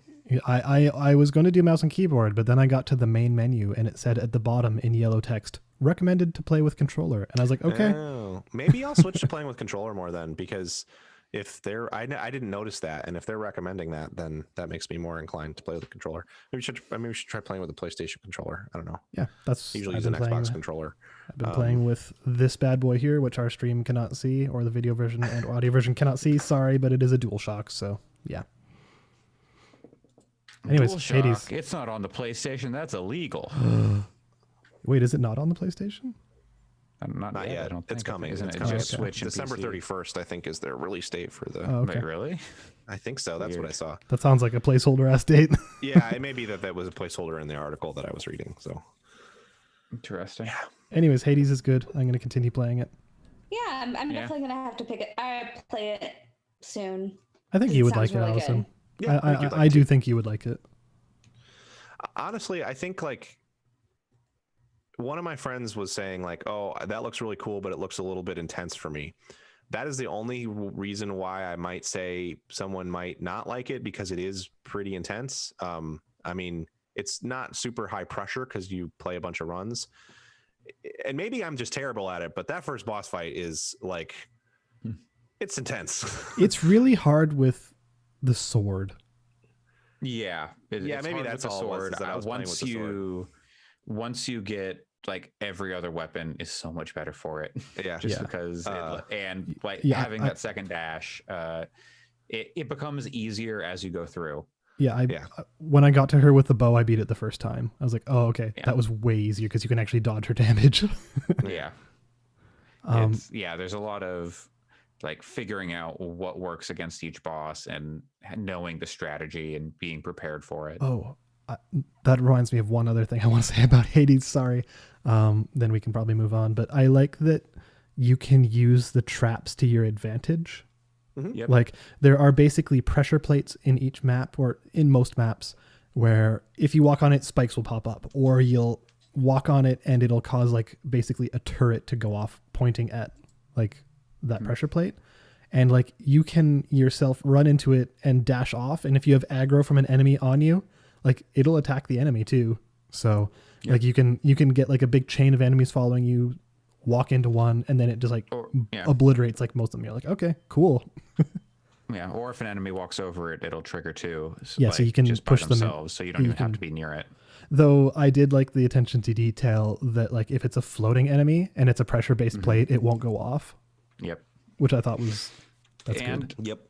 Some enemies will be like, no, I'm not walking over that plate. I'm gonna walk all the way around this this big loop to get to you, which is funny.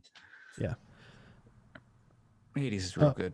And to speak to the intensity thing, Pat, I think it kind of does the Rogue Legacy thing of where you're always making progress. Like even if it's just minor incremental progress, you're always getting better. You're always getting stronger, so that it will continually get easier.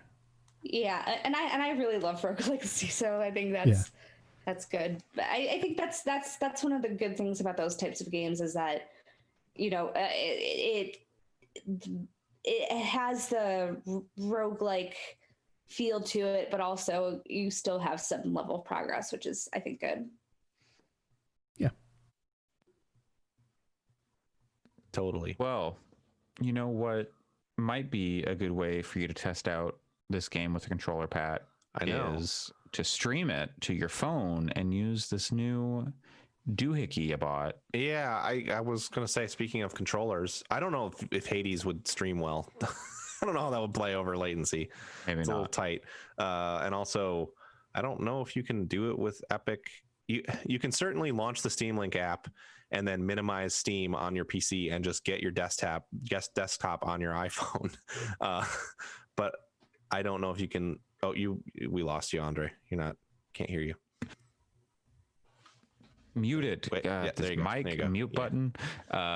If you just add it to add an on Steam game to your library, it'll work fine.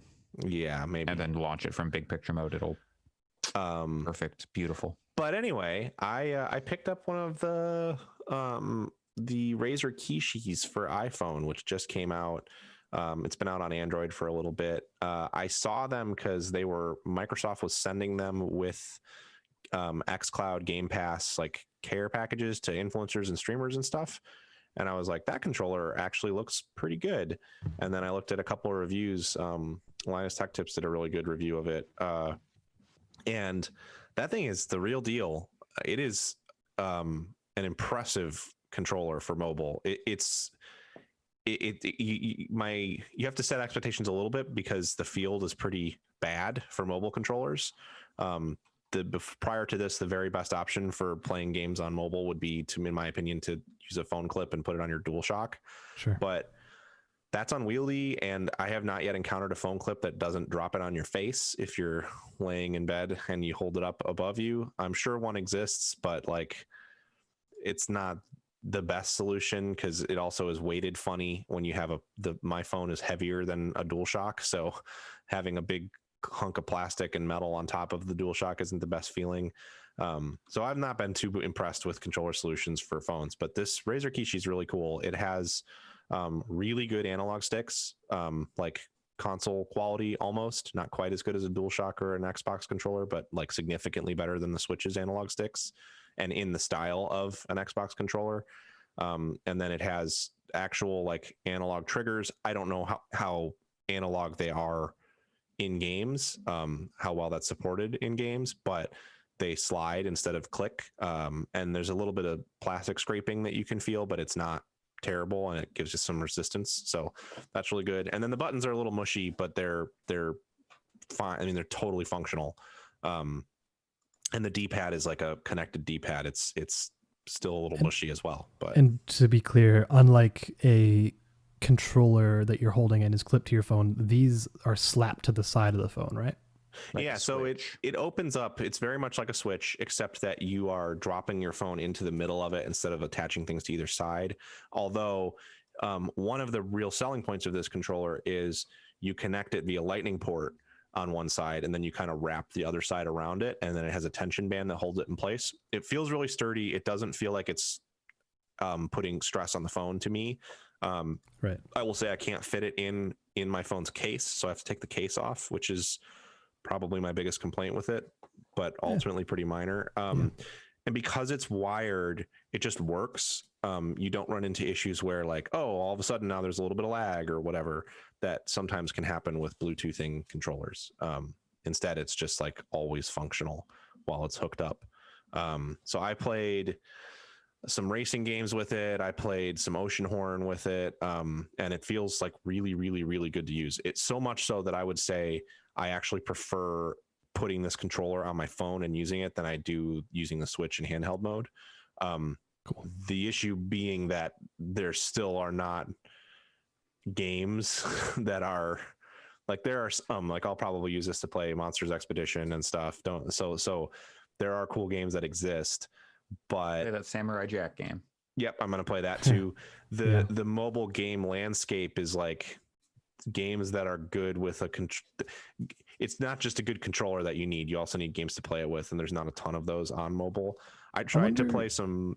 Not on an iPhone because right, because allow the streaming. Exactly, which is kind of where this is going. I played some Call of Duty Mobile on it, or I tried to play some Call of Duty Mobile on it, but I couldn't remember where I set my login up, and I was already laying in bed, and my iPad was in the living room, and it was like, oh, your password's wrong. Oh, we can't create an account with this. Oh, you need to log out of other services and log in to this one. And I just was like, fuck this is stupid. And then I just put the phone down and went to sleep.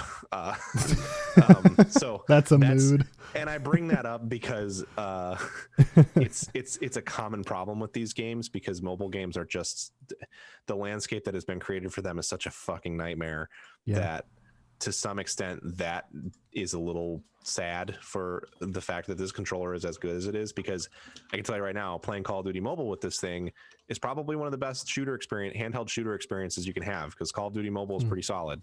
And if you have a controller attached, you're going to smoke people because most people play with touch. Smoke them if you got them. But another one that I might want to try, like if I were in your situation, would be Sayonara Wild Hearts, because that was notably terrible with touchscreen. Yeah. We'll see. I might install it and try it. I have it on Switch, which is where I played it initially and liked it well enough there. But it would be worth seeing what it looks like on phone. It also oh, go ahead. Does it have a headphone jack built into it? No. So that is one downside I have wireless headphones anyway, so it doesn't really affect me. It does have a port for charging, so you can charge it while it's hooked up, but that does not work for headphones. It doesn't do any data over the port that is there. So that's kind of a bummer. I will say, if you don't need to use headphones, it has vents for the speakers, and the game, I played it without headphones in and just with the sound over the phone. It sounds great, because iPhone speakers are pretty good. And with the vent, it kind of amplifies it a little bit because it puts it through a little chamber, and it sounds, as good as like Switch speakers or whatever, and a little louder too. So that part is good. The one thing that I think it does expose is that kind of to that, like games, there being games point, like I played a couple levels of Netmarble's Marvel Future Fight, which is exactly what you were saying earlier, Andre. It is a gacha game that plays like an action RPG. It plays a lot like Ultimate Alliance. That game fucking sucks. And you know that when you play it with a controller, because when you're playing it with touch, it's like, oh, I'm directly controlling this character and moving them around and stuff. But when you play with a controller, it's just like, man, this is garbage. This is trash. It's really too bad that this is where we're at with games like this. Because if Marvel Ultimate Alliance 3 were on iPhone, it would be fucking sick. It would be really cool because it would run better than it does on Switch. And I would have a lot of fun with that. But instead, we're never going to get something like that because they got to put out these shitty gacha games. So that part kind of sucks. All right. Well, normally this is the part where I would talk about the games I've been playing, which I've continued to play Star Renegades and Wasteland 3. And the more I play of Wasteland 3, the more I love it. It's real good. I met a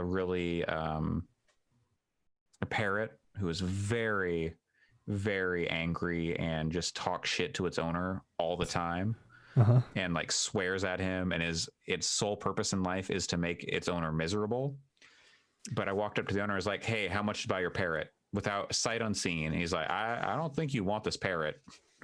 And then the parrot's like, no, I'm not going with you. I'm going to make this guy miserable. And then I convinced the parrot that coming with me and making everybody miserable across the world would be a better use of its time. And it agreed. So I just need to come up with some money. I was like, I could just buy it outright, but I was like, if I level up my barter skill, I could get a better price on this parrot. Are you playing that game with a controller? I was trying to because I just want to like sit on my couch. Yeah. But then because of like Mac doesn't recognize the touchpad on the DS4, and that is the menu button. Right. Oh, I remember. Yes, I remember this. And so I can't open the menus because if I could open it through like the start button, that would be like okay, but I can't. So I'm playing with mouse keyboard. That's one. I wonder if I could get it to stream. You cannot add. I haven't found a way to add games like Windows Store games to There's a way to Steam. Do it. I'm sure there is. It's shoddy. I'm sure it's bad. Yeah. However, what I could do, because I would be doing it in my own home anyway, is I could minimize Steam and then start the game, and I think that might work. I have to try it. Let's see if iOS is on Parsec, or if Parsec is on iOS, then it does not look like it is. It's only on Mac, Android. Yeah, so it's not on there. So never mind. That's what I'm using. It's a virtual desktop with like super low latency, and it's great. Yeah. That's how I've been playing all my stuff now, because Moonlight, which is the like open source NVIDIA game stream solution, was giving me, when I tried to play like Tell Me Why, it just tinted my whole TV green for some reason. Because if it's NVIDIA, baby. Well, my monitor, like my laptop, my laptop was fine. Like the laptop was fine, but it was my TV, like the external output was like tinted green, but only for UWP games. Like if I launched Steam, it was fine. So I went to the Discord. It was like, yo, anybody? And they're like, I've never heard of this. I have no idea what you're talking about. Okay. So I guess I'm not using this anymore. I want to see if I can get it working through Steam Link. It's probably kind of cool. I bet it would work. There are ways to do it. Yeah, because that would be a fun. I could checking in with Wasteland from bed would be fun. It might be. I don't know. Text and stuff might be small. I don't know. So I had that thought too, but I tried playing Avengers over it, and that I would have thought that would have had a similar problem. And it looks great on phone. Like it was perfect. It almost looked like it was meant to be a handheld game when I was playing it. So it was perfect. Yeah, So Wasteland, still good. Star Renegade, still good. I got to the last boss. I didn't beat it, but it was a tough fight. I think you beat it, Pat. Star Renegades. Yeah. Yes, I did. You finished the boss. Okay. I'm sorry. Did you say you did finish it? I got to the final boss. Gotcha. And then I whiffed it. Not necessarily my fault. I don't think. Maybe it was my fault. I don't know. It's not an easy fight. When you say final boss, well, I got to the ship, and I got to the boss of the ship. Okay. So yeah. what I will say, I assume the game opens up in some way. So what I will say is, one, there are like two times where you're like, I beat the final boss, and they're like, actually. So be prepared for that. Okay. Because by the third time, I was like, this better fucking be the last boss, or fuck this game. And then it was. So I was like, okay. Weirdly, when I did it, I had been struggling a lot earlier on, and then the run that I won on, it wasn't that hard, which was weird. Like I just got the right collection of gear, I guess. But it opens up in not the way that I thought it would.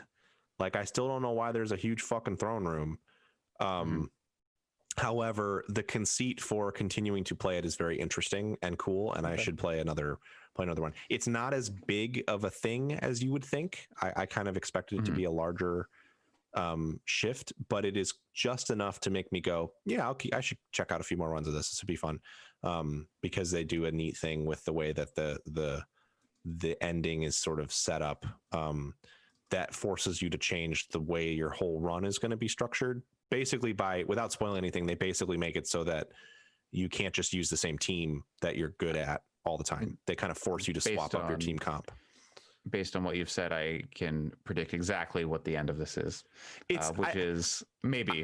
think I can predict exactly what. I'd almost be okay spoiling it. It's not like it's interesting, but I wasn't like, holy shit. It's very much like, that sounds clever. Like it.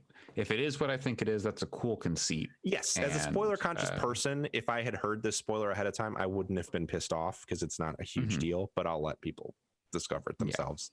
Yeah, it is a cool game. People should play it. It's very good. Yeah, definitely one of my favorites this year. I can't say that like, oh, it's the top of my list. Like I feel like I might be able to with Hades, but it's on there for sure. It's cool. Yeah. Well, with that brief check-in, I think we're done with games. Forever. And forever. They're over, which is bad news for Sony and Microsoft. I feel like we've made this joke like 4 or 5 times. Oh, yeah, certainly. But it's everyone's first episode at some point. It's true. No, I'm not condemning it. It's just funny. It gets funnier every time, and probably closer to reality every time. Boy, howdy, was this a news week? Yes, it was. A lot of stuff happened, yo. There was going to be even more stuff. That Microsoft stuff from last week was supposed to be this week too. Like, holy crap. Jesus. What do you want to start with? Let's start. Okay. Well, we'll just start right up here at the top of the list. The RTX 3080 launched and immediately sold out. And some people theoretically got them. The order in that was a bit different because the RTX 3080, a couple days before its launch, all the reviews started hitting. Yeah, and that's when everyone's like, it's good. It's not 2 times performance like they were. It's not what Nvidia said in there, but it's good. Like it's 2 times performance in very specific scenarios, and it's like okay, but like still, it is a huge step up. Quake 2 RTX 2 times performance. Okay. Yeah, it's like okay, sure. If you want to play Quake 2 again, like sure, shooting some Strogs is pretty great, but it's also Quake 2. But like. The thing about it is that it was a good enough upgrade for people who were on the 1 series, like the 1080s, the 1070s, etc. Even the 2 series, if you were on if you got money, you'd be like, okay, wait, now I can actually use ray tracing. Right, but like the thing about the 2 series was that a lot of people didn't upgrade from the 1 series, if that's what we want to call it, because it wasn't a big enough step up, whereas this one was. So it's like, okay, cool. So everyone's like, all right, we're going to pick this up. We're going to go to the website. And yeah, like you said, everything sold out like literally within 10 seconds. And everyone's like, wait, what? Like I was up at 6 a.m. because that's when it was supposed to launch. I was like, sure, I'm building a new PC. Why not? If I can get one, cool. And then I got the email and I was already on the page refreshing it every couple minutes. And it went from notify me to out of stock. Like there was never even a moment where there was an opportunity to try. I wonder how many Founders Editions are going to be out there because people have been posting pictures. Okay. Oh, they have them already. Okay. Yeah. I guess, if you got quick shipping. It's just, that was a real quick, a lot of bots, a lot of, going up on eBay, people scalping stuff because the hype was so high. People want them graphics cards, and now they don't get their graphics card for now. There's supposed to be more stock coming in and hitting over the next like 2 months. Maybe by November you can get one. Yeah, if you're it was pretty much the textbook definition of a paper launch, where they just didn't have enough stock or something, or like they overpromised and underdelivered, basically. Yeah, supposedly there was more stock out. There was at least as much or more stock than the 20 series when that launched. But I think like watching a Gamers Nexus video, they were saying that manufacturers and stuff were saying we've had record high sales all year. Like this, we've had like holiday sales level stuff going since like March, so they just haven't been able to keep stuff in stock. So either way, 3080 seems home, good. they want to build a PC.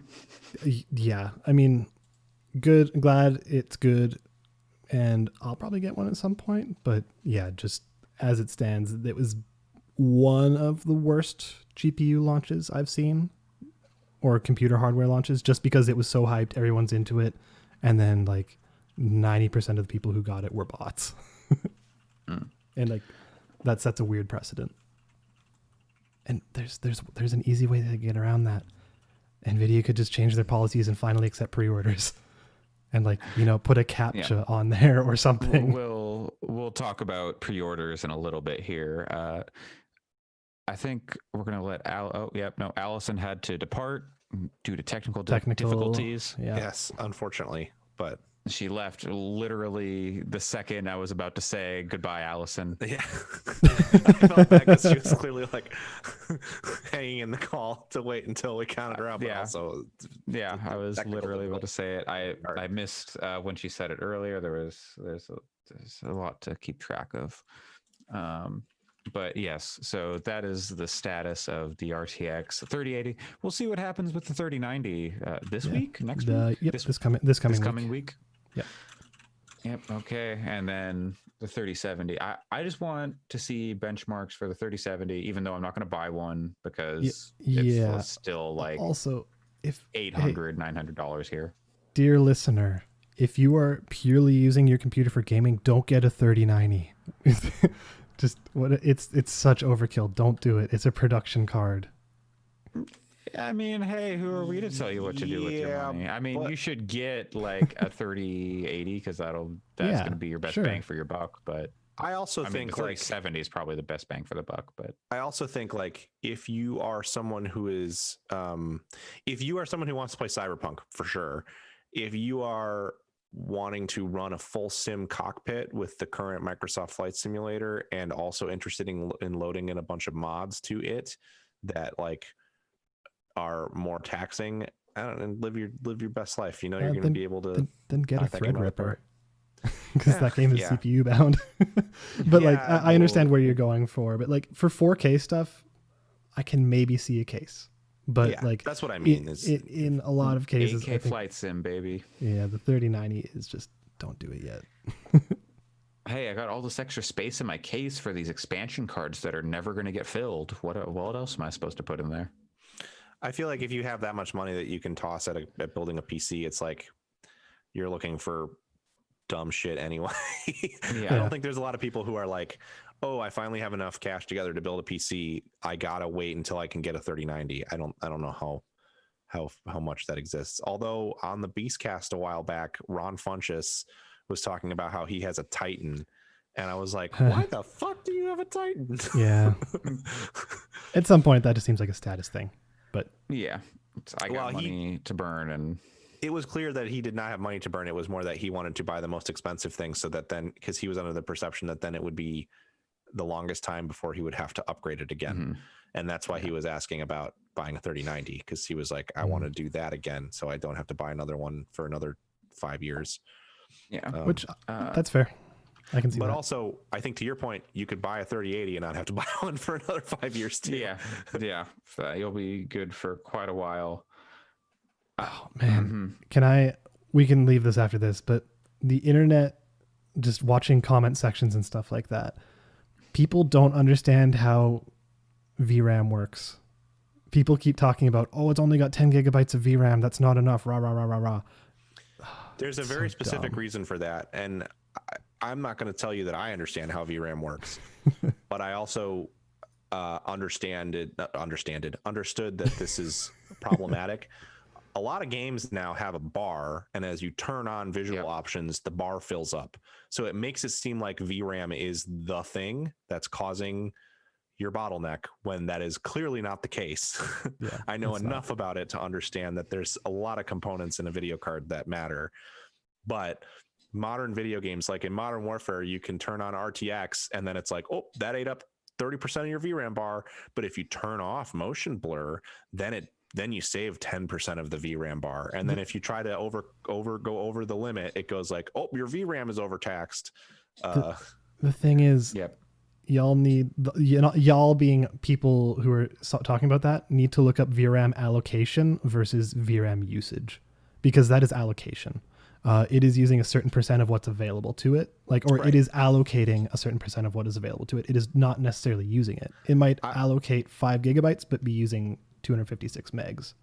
So I would just say video games should stop doing the VRAM bar, because I don't think it's a very good representation of performance. I understand why they do it, but like what matters is throughput and bandwidth. Yeah, exactly. But anyways, we don't have to dive on that. It's just if you are listening to this and you have been looking at graphics card and seeing the rhetoric of, oh, it doesn't have enough VRAM, we have to wait for the next one, we have to wait for the TI, don't worry about it. It's fine. I think I was initially pissed that I bought a card earlier in the year when they announced these, but I think I still stand by the and this is not for people like you, Alex, who understand intimately how all this stuff works. My feeling is still, having built now 3 PCs, the answer is, when you want an upgrade or to build a PC, look up what people like Alex say is the best value and then just go for that. Don't get too deep in the weeds of like, well, I got to wait for this edition of this card. Oh, yeah. I hear this is going to be announced next week, because there's always another thing right around the corner that will stall out your PC build for years and years and years. Yeah, you'll always be waiting. Yeah. DDR5 RAM any week now. like yes, I bought a 2070 Super at the beginning of this year when after these cards got announced, and yes, a 3070 would be better value now than a 2070 Super probably was in March when I bought it, but also I have it. Who knows when there's going to be 3070s, and the 2070 Super is going to be great for 90% of video games that I will play on PC at 1080p, which is the monitor I have for the next 5 years. So it's just not worth stressing yourself out and like analysis paralysising yourself into not pulling the trigger on a machine when you're like, oh, I gotta wait for the next thing. Speaking of not pulling a trigger on a machine, but then pulling a trigger on a machine, Pat, very specific to you, Pat. Oh, wow. Okay. Yeah. You're just gonna go. So what we should wait out of order. We should go on the journey. Out of order. Well, this is a fun story, and then we can do the bad story. Yeah. Okay. Or we could just say that the Oculus sounds like shit. Oh yeah, let's do that. Let's do that. That Ars Technica. So okay. Sometime this week, like right around the same time as all the PlayStation stuff, like the same day, the Facebook announced that the new Oculus Quest is on sale. The Oculus Quest 2. It's got like better screens in it, more RAM. But it's next gen ready, or is it next gen graphics capable, or some shit? I don't know. Is it also like significantly cheaper? It's like $300. Yeah, it's pretty significant. The other one was $400. When I bought mine, it was $400. It's also $100 worse. 100% is $100 worse. That thing, from what I've seen, is bad. Is it just $100 worse, or is it like all the way worse? I have not used it, but Yeah, I so haven't either. the controllers are worse. They have like they're like less. They track worse. Yeah. The headband is worse. So- It's like not as comfortable. You have to like undo it completely every time you take it off, and then like reseat it every time. It also doesn't have the hair. It doesn't have the hair thing. So like I have long hair. I always put it back. Like people don't see our videos anyway, but I have really long hair. And so when I put something on my head, my hair has to go somewhere. The strap that comes with the Oculus just goes straight over your head. So you just have to play games with your hair down if you have long hair, which also means that it's not going to seat in a way that is ponytail. like comfortable. Yeah, I guess you could do that. I'm not doing that because that's weird weight on my head while I'm playing. Get like some Princess would do Leia that. buns or something. I would do that if someone would teach me how to do that. Like Chun-Li hair. Yeah, but a thing that I think a lot of, and there's going to be people who would harshly disagree with me. I don't think we have listeners like this, so I think I'm safe. But the thing I would say about VR as someone who has done a fair bit of VR and has owned multiple headsets, you can hem and haw about screen quality all day, and certainly it matters. Like the difference in screen quality from my launch Vive to the Oculus Quest is significant. But at the end of the day, if you're playing a really good game and you're immersed in it, you do not notice the fidelity of the visuals for the most part, unless it is a game that is emulating like hyper realistic, like Onward is a good example. I haven't played that on Quest yet. I would like to. It sounds like that game is a little rough on Quest because it's trying to look like real life soldiers. And so when you have that like point of comparison of, I know what real life looks like, that maybe can affect it. But when you go into something like Tetris Effect in VR, you can there's lots of people who have talked about, like in the reviews, it was like, well, the PC version looks higher fidelity, and of course it does. But when playing it on Quest standalone, I wasn't thinking about like, oh, there's aliasing on that block, because you're so immersed in it that it just becomes sort of, it's all happening around you, and you don't really stop and think about the visual fidelity with the way that you do in games on a flat screen in front of you. And I'm someone who doesn't super care about technical graphics, but I notice them at least. So that's all to say that comfort and quality of tracking is far and away the most important thing about a VR headset, as long as it meets a certain baseline level of quality. And any headset that is like mainstream and popular is going to be at that baseline level of quality. So definitely, like, the original Quest has like cloth around the headset, and it has like really nice felt and cloth and rubber on the strap, and there's a really nice place for your hair to go. And the original controllers have a really nice texture to them that is different on different parts of it, so that you can tell where your fingers are and stuff. The fact that the new Quest fails on a lot of those features is like, that is a deal breaker, way more than it having nicer screens. Like, you might notice the difference if you're really trying to pick it out, but it doesn't matter that much. The thing that sounded fucked to me is the original Quest. What was it? It was a slider for the pupillary distance, IPD, and then yeah, and then it's like a slotted thing now. So it's like, hey, if you happen to be between one of those slots, you're just gonna be dizzy. And it's not that you can't make it seat between the slot parts, but it was the review that I read said it was finicky to get it in position unless you were at one of the like kind of click in points. And the original one is a almost like a fader slider on the bottom that smoothly moves back and forth. And then as you're adjusting it, you can hold it and adjust it, and on screen it gives you the numbers as you adjust. So it's like it's like digital as well as like an analog slider, and that's good. And most people are going to have to make some kind of adjustment to that, because everybody's eyes are a little bit are spaced a little bit differently.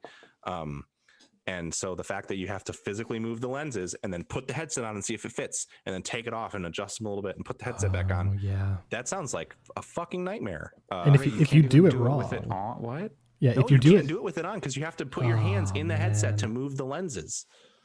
and I thought it was just like maybe on the bottom. Yeah, or like same. On the side. That's oh my god. You have to reach into the headset, and also touching those lenses is not fun because you can tell when you touch them that they're very carefully engineered to work. So it's like you don't want to touch them. It feels like feeling around inside of a phone charger port. Like if you've ever had to clean dust out of a phone charger port, it's not good. So I don't know. If you've ever taken the screen off of your phone and you have to clean underneath, and you're like, yeah, well, if I put that back on and there's stuff underneath, it's there forever. Yeah. It does not feel good to touch the lenses because if you like happen to like scratch them a little bit, you're gonna see that scratch every time you put the headset on. So yeah, and if you mess up the IPD, you're not going to have a good time. No, it's gonna make you really nauseous. It's gonna feel shitty.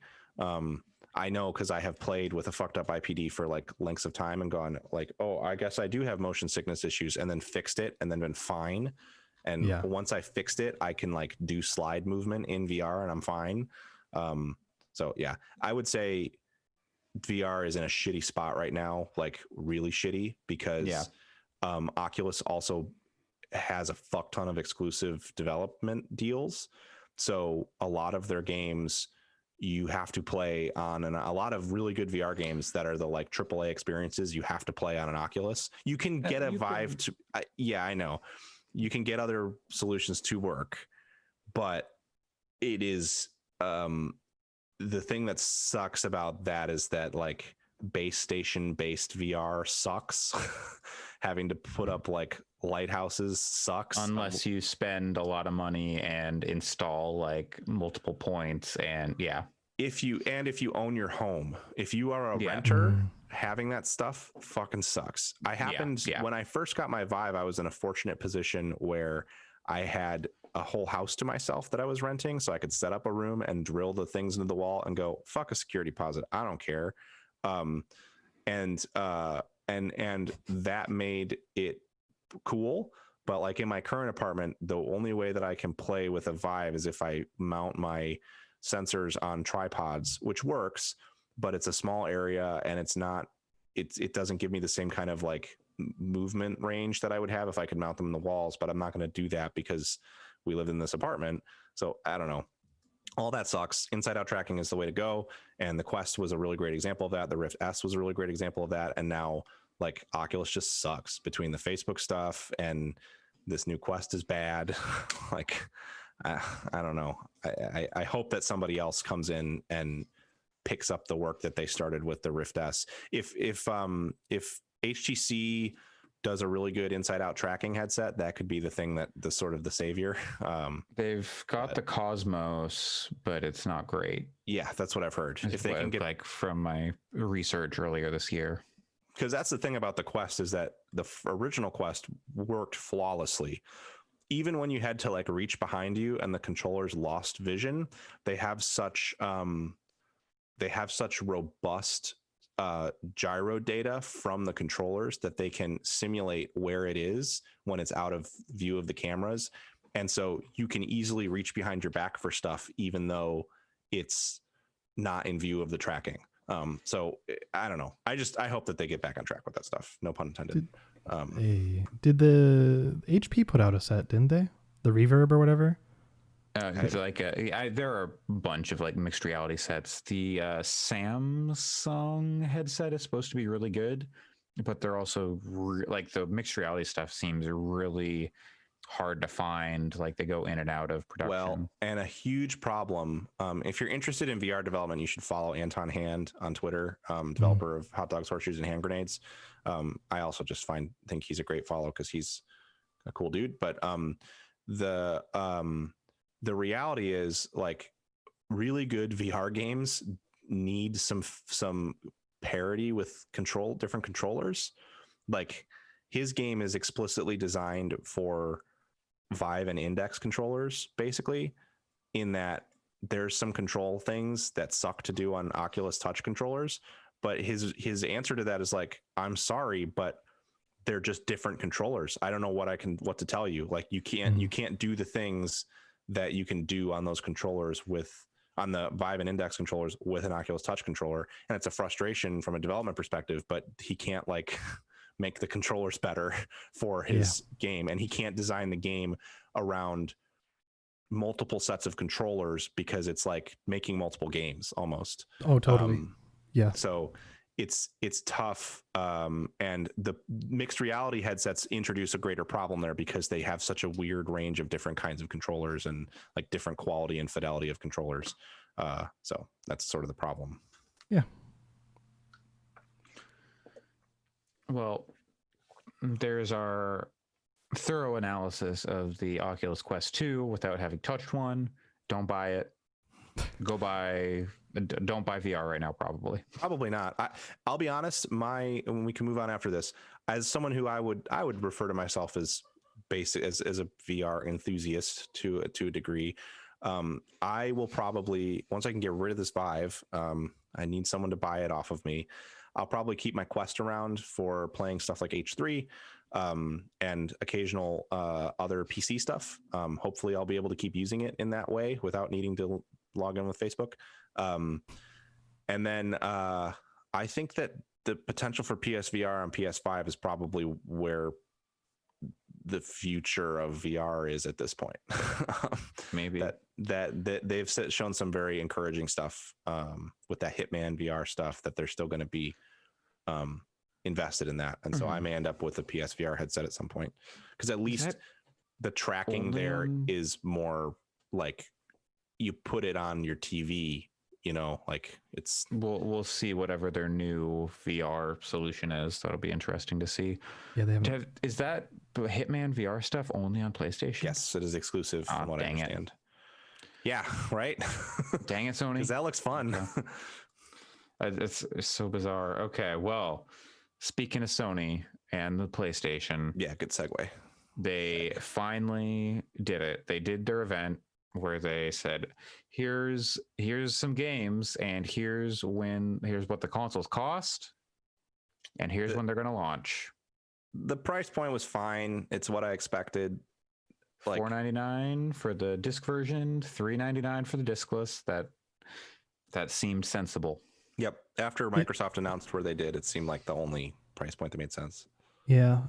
I mean, it would have been nicer if they'd gone a little lower. Sure.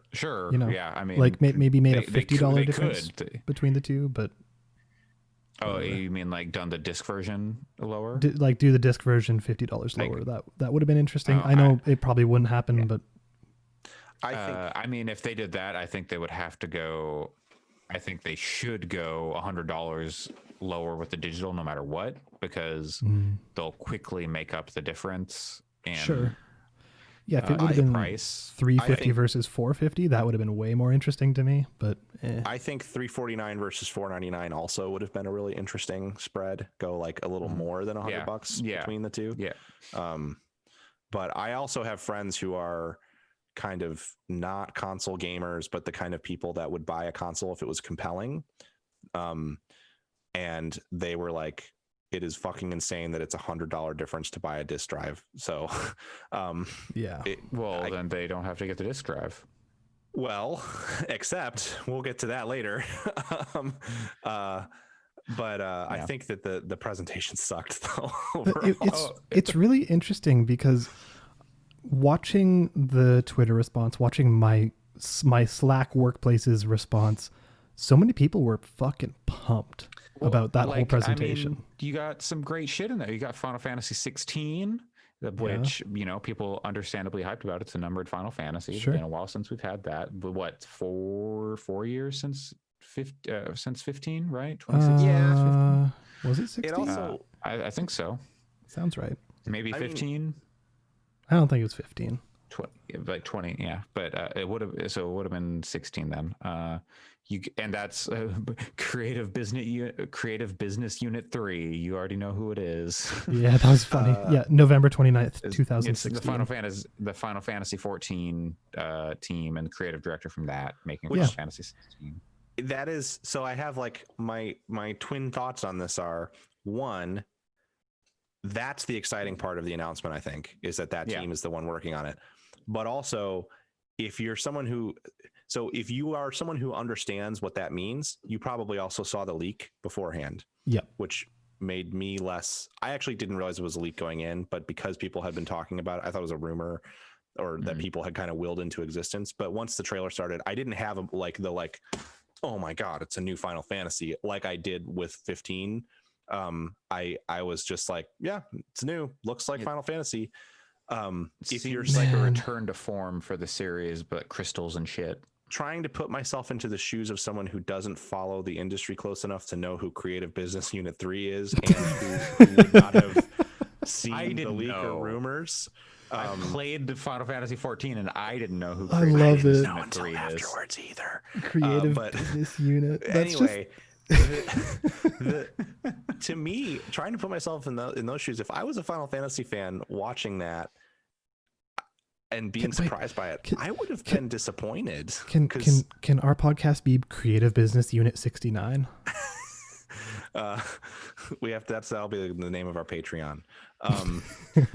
I thought that it looked fine. It didn't look like a next gen, and I understand that it's like no big leap in visual fidelity, but even given that, it didn't look like as good as Miles or Demon Souls. It'll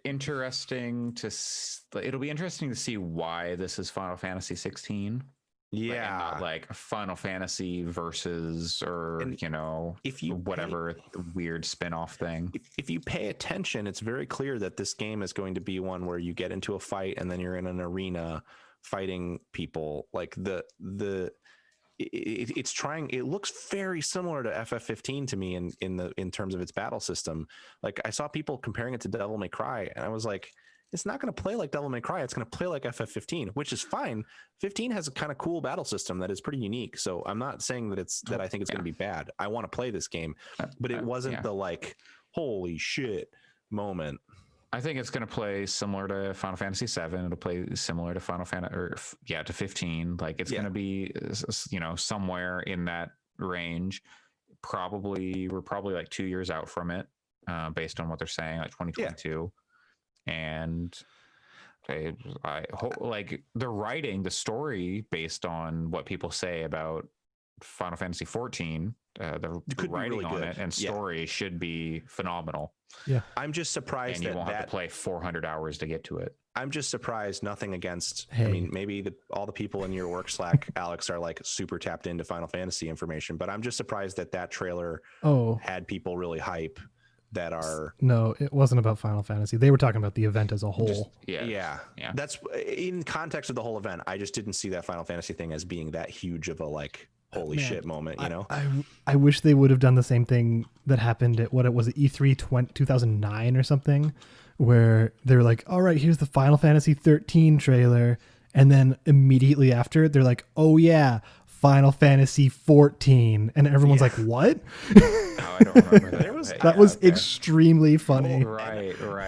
I remember the last time I lost my shit at a Final Fantasy trailer, and I'm not a super fan, but I like those games. Sure. Is when they were like, Final Fantasy, we have something new. It's Final Fantasy related, and they showed 15, and it looked fucking sick because at the time 15 looked really good, like visually, the way it moved and stuff. Well, and everyone's like, holy shit, it's versus 13. So and then at the end of the trailer, it said Final Fantasy versus 13, and then that exploded and shattered, and then it said Final Fantasy 15, and I was like, oh my God. Like I lost my shit at that. And this I was very much like, yeah, of course there's a Final Fantasy 16 in development. This looks like that game. I will say that it did look a little witchery at times, like in the characters' outfits, and that's rad. That director looks like it's very much going back to like old style Final Fantasy, where it's like high fantasy. It's like fantasy. 6 and 9. Hey, nice. But like that director is way more about the fantasy, like the fantasy part of Final Fantasy, and less like the machine part, like the modern-ish kind of weird technology stuff that they have. Science fantasy. I like science fantasy a lot, but I'm ready for a good old fantasy Final Fantasy. It's cool. I just didn't think that trailer was particularly mind-blowing. I don't think any part of that presentation was particularly mind-blowing. So Miles looked fine. That was the worst way they could have demoed that game. Oh my god, That is it was. They just showed the intro to Marvel's Avengers, but Oh yeah, with that was- Spider-Man Well, instead. Except before that, they showed the stuff in like the marketplace when he was Yeah. with his And- friend whose name I forget. the gameplay demo was Yeah, the worst story way stuff could they have showed shown- ahead of time was great, but yeah, that stuff was really cool, and I really loved seeing the reactions of like Puerto Rican kind of like Yes. streamers and stuff. Like you can find that tweet of the dude who just like Yeah. stopped the stream and talked about it and was like in tears about the That's- that stuff representation was there, which was awesome. Yeah. super cool. Like that part, awesome. And then they did the most generic fucking superhero game mission possibly imaginable. I was They so did the annoyed. Marvel's Avengers level. It Then was, they yeah. then they Shit. did the same fucking Spider-Man shit has been there since Yeah, Sam yeah. Raimi movies. Like he's on a bridge and he has to save the bus with his What- web, and now he needs to pull the bridge I- together. And whoa. What I will say is it was pretty fucking cool the way that he like zipped and then shot like a billion webs to like connect the bridge together, which is not new. It's not like he hasn't done that before, but it's always cool when that happens as a Spider-Man fan. But the level as a whole it made the game look like I was like, Look like Marvel's Avengers. God, this looks boring. I don't want to do it.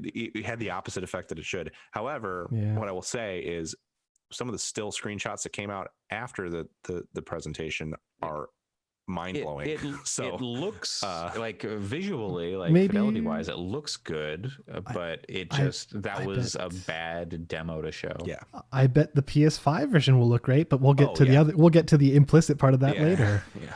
Yeah. Well, let's- yeah. Well, We'll come back to that. We'll come back to because that ties into why this was actually a bad presentation. yes. Yes. Yes. So we'll let me come say back this. Like- around. At that point in the there's- presentation, I was like, "Fuck this! I'm not buying one of these things." Yeah, So yeah, you were. We'll see how long. We'll see at what point this changed. And then they had the Hogwarts game, and then that Yeah, caused a which- whole fucking. We can't even dive into that. We can't even get into it. Yeah, it's J.K. Rowling once again putting her whole ass out to the world, where it said transphobia is my lifestyle. Well, because of And- the book she put out within the past Yeah. week. right. Okay, that's what it was. Yeah. Yeah. Of course. to some extent, like, first of all, at this point, I don't have a desire to play that game. And I think it's, Mhm. I shouldn't say that. There's a part of me that has a desire to play it, but it is outweighed by the part of me that wants to support my trans friends and show that this bullshit Yes. is not something that I and- can give up a video game to support them. Which has caused an enormous debate in social media circles of Yeah. like, is buying this game inherently saying that you support transphobia, or Which is a tough any of the- conversation. which it is a tough conversation, and it led to this whole conversation about like, well, these developers have spent years and years and years on this potentially, and like, by not supporting them, is that fair just because they're tied to this author? And it's like the whole death of the author thing, and like I'm not going to don't take a think it's side on that, but that. yeah. Like I think it's tough, and I think like And different people in the trans community come down on different sides of this. Totally. yes, and exactly. Is it okay to play this game? Should you not play this game? And that's the reason I don't want to voice anything, because I think their voices are the ones that matter Yeah, significantly more than mine. So I think Yeah. if you are interested in that debate, read Yeah, the you should go opinions find of, those people talking about it. trans people and trans game developers, But- especially. What I will say is, if this game is in development, the thing that I think is interesting, I saw the sentiment repeated largely from people who are cisgendered people, that like, oh, there must have been a better week to announce this, and like, I don't know, dog. Like J.K. Rowling has sucked for fucking ever, so like, Yeah, quite a I don't while. think that it would have been better to wait a month on the premise that maybe she's gonna suck a little less in the moment in a month, like. Uh-huh. At some And, point, you I just mean, got to say we're making this thing, and it sucks. They tried to distance themselves from her by saying, "Oh, she is not like working directly on the game. Yeah, This so- is an original story by us." Which And, like- I'm empathetic to the developers putting that out. What I think made me go more in the nah, fuck this game direction is Warner Brothers put out a statement that was like super nothing, that was like, Mhm. we're always troubled when people in the larger community feel ostracized or marginalized, and we support marginalized people. Like, all you had to fucking say was, we don't agree with J.K. Rowling's position on people who are transgender and we support trans lives. Done. Like, Yeah. I don't know why that was such a hard statement to put out. It's not like you have a legal reason to like. Mhm. But it was very nothing. if they did say that, could J.K. Rowling terminate the contract I mean, and lose the I don't license? know what's in their contract. Like I don't know either, but yeah, I like don't know that's what's in the their contract either. that's the only reason I could see that they don't yeah. say But- anything. But it also just then don't. I don't know. I felt like what they said was such a nothing statement that it was No, agreed. worse Totally than them agreed. saying Yeah. nothing. It's So yeah. But The most interesting thing about like that ended up being the most interesting thing about that game to me, because I don't think the trailer was very interesting, but hearing, oh, J.K. Rowling didn't like write anything for this game. Oh, maybe it could actually be good because she Yeah. hasn't written anything good in the Harry Potter yeah, universe there's that too. like, since the 7th book. As a And lapsed you could debate the rest of that, but like since Harry the Potter 7th fan, ugh. it I don't even think 7th book is good. That's that's something I will say. I think that series got There are bad parts that are not at great, the end. but- I think that series started bad. The first book isn't very good if you go back to it.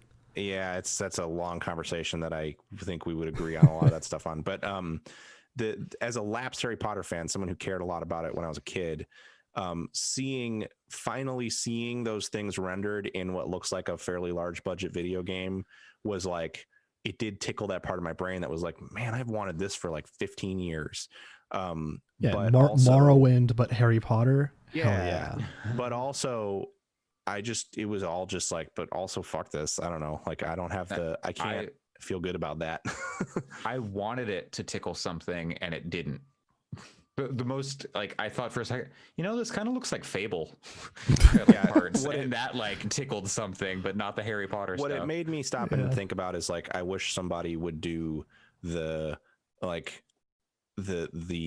Pillars of Eternity to Harry Potter, where they're like, it's an original thing that's taking a lot of ideas from that, but doing something different and make that cool open world RPG. And that's what I really want. Yeah, I don't know. Make me Persona, but Harry Potter. I don't need Quidditch. I just want magic wands and sick fights with cool monsters using spells. That's what I want to see. But yeah, we could talk about that for hours. Yeah. Andre, we can talk about all these things. I'm going to give you a rapid fire list of things. Okay. Stop me Yeah. if there's one that you want to talk about. Okay. I know Resident Evil 8 you might care about. They Yeah, I also do. they showed some Black Ops, Cold War. No, They showed was- Devil May Cry 5 Special Edition. No. Deathloop. I played it. It's fine, but that Devil Trigger song, that's a real good song. That's the best thing about that game. Yeah. They showed Deathloop, which I think we can say looks great. It's this like it's the same thing they've shown like twice now. Pretty much. So, like maybe it's going like a little more in depth. with, Yeah, like, I think it specific thing, but clarified they some keep stuff showing the for same me, stuff. but I don't need more encouragement to play Deathloop. It's like, Yeah, it No, looks it looks fucking great. awesome. yeah. They showed Oddworld Soulstorm, which I like Oddworld, but it's doing nothing for me. I like Lorne Lanning, but I I've never like played Lorne the Lanning Oddworld too. game. I played Stranger's Wrath a little bit. It was so I good. they don't feel like they need to show that game anymore. No. Like, just everyone knows what it is. Just Is it one of the launch games? Is that why they're showing it so much? No. Okay. No. Maybe. I don't know. It could I don't be. know. Maybe I that's why also- they're giving it so much attention. I also do not see in what way at all a new Oddworld game needs to be on a next gen platform. I mean, No, same. respect to Lorne Lanning, and I think that those games are charming, but there's nothing in that trailer that made me go like, oh, holy shit, the SSD, or oh, Yeah. in 4K or whatever. Totally. I don't know, like Oddworld stuff, like those the I don't even know what they're called. The Like the munches of the world. Yeah, the munches Whatever they're in they are. 4K, baby. 8K munches. That would be great. Okay, what else? What else We you got got? Five Night at Freddy's. Fuck that trailer. Like, It what was are they doing? It was Like, stupid. It was a bad yeah. like, trailer. it didn't scare me, but Yeah, it didn't like, bother me, but It was like, it was, like, jump definitely like, scare. oh, yeah. It was It's like dumb. what year is this? Yeah. So that's kind of the rapid fire round. I'll say Resident Evil 8. It didn't look graphically fidelity amazing, but I still am very interested in that game. I mean, I wonder how much of that is 1080p stream trailer. Totally. I think there was probably some stuff that looked a little framey. Yeah. but It didn't look as good as RE2 to me, but that may be because I think you could say that about Resident Evil 7 too. Like, I think there's a different art style there, and I think the art Agreed. style of like the 7 and 8 stuff isn't as I think there's a little more stylization or like brightness to RE2 and RE3, and there's like a bit more griminess to 7 and 8. Yeah, and so 7 I think that comes across as like it doesn't look so good. Yeah, and 7 and 8 is generally working in larger environments from a first-person perspective, so they kind of focus on environmental art a lot more than like 2 and 3, which most of that is in the police station, and then like you go out to the city for a little bit and all the rest of it, but whatever. Sewers and whatnot. Yeah. Demon Souls got shown. I'm going to play that. I mean, I can't wait to play it on PC. But I loved the way they showed that trailer. Yeah, I'm not acknowledging that, but I love the way they showed that trailer. Like, it was just gameplay for like 2 or 3 minutes. It was like no context given. They didn't show the name of the game. It's like, if you know what this is, you know what you're watching. Yes, and like it was a weird trailer because they were going through the tutorial area of the game, and they're killing stuff like you do in Demon Souls, but it's very much like, okay, I'm gonna walk up to one, I'm gonna like maybe I'll block and then I'll kill it like one hit, or like I'll dodge and like, okay, I'm gonna backstab. So it's like they're doing like a very rudimentary like, here's what you do. And then they fight the boss and they die. And it ends with which is funny. Died, which is great. Yeah, that's how everyone's gonna play that first little bit of the game. Which is very funny. And I thought that it was that is just a game you want to watch people play, I think. Totally. So it was cool. Oops, sorry. So that part was cool. Was the give me just the gameplay. And people afterwards have taken one-to-one like comparisons between Demon Souls OG and the trailer that they put out in terms of animations and stuff, and it looks like the animations are pretty much lined up, and it just looks significantly better. It's a pretty stiff game, so I hope they're like doing something to like loosen it up a bit and like bring it more in line with like Dark Souls, and how like those games felt pretty good by like Dark Souls 3, even Dark Souls 1 felt good, but Demon Souls is very stiff. Well, it was the progenitor, basically. Yeah. Well, I mean, Kingsfield, but sure. But it like of the modern era of Souls games, it was Demon Souls, and like, so I would like to see them have. I would like to see Blue Point and Japan Studio have brought it into like more modern feeling controls. Even though it's mostly there, it's just get it a little I guess looser or tighter. I don't know which way it should go, but not so stiff. Demon Souls looks good. Then we can talk about what happened after the event after. But so Demon Souls, Spider-Man. What was the other stuff they showed? They showed the PlayStation Plus collection, which whatever. Oh yeah, it's the fine. PlayStation It seems cool. Plus collection. It's not an answer to Game Pass, but it is I would say it's an incentive for someone who has a Series X. Totally serves a very specific purpose for me that we'll talk about later. Sure. So the PlayStation Plus collection is, if you have a PS5 and you are a member of PS Plus, you will be able to download like 18 PlayStation 4 games, PlayStation 5, Monster Hunter World, Days Gone, a bunch of other stuff. You'll be able to play a lot of genre-defining games. Generation-defining games on your PS5. Remastered. What I'm curious about, you can play the remaster of the PS3 game. Yeah, played 2 generations ago's defining game. I mean, it's a good game, but still. It's I really hope that these games are permanent. That's the one thing. Yes. If Monster Hunter World leaves that service, that sucks. Agreed. I don't think it will. I don't think we'll put out a new Monster Hunter in like Battlefield 1 a year or two. Battlefield 1 was one of them, right? Like, if that leaves, that game too, that's a weird one. Yeah, like those servers are dead, but maybe they'll not on PlayStation. Yeah, maybe this will make them play. That'd be great, because that Battlefield 1 is a really good game. It's better than Battlefield 5.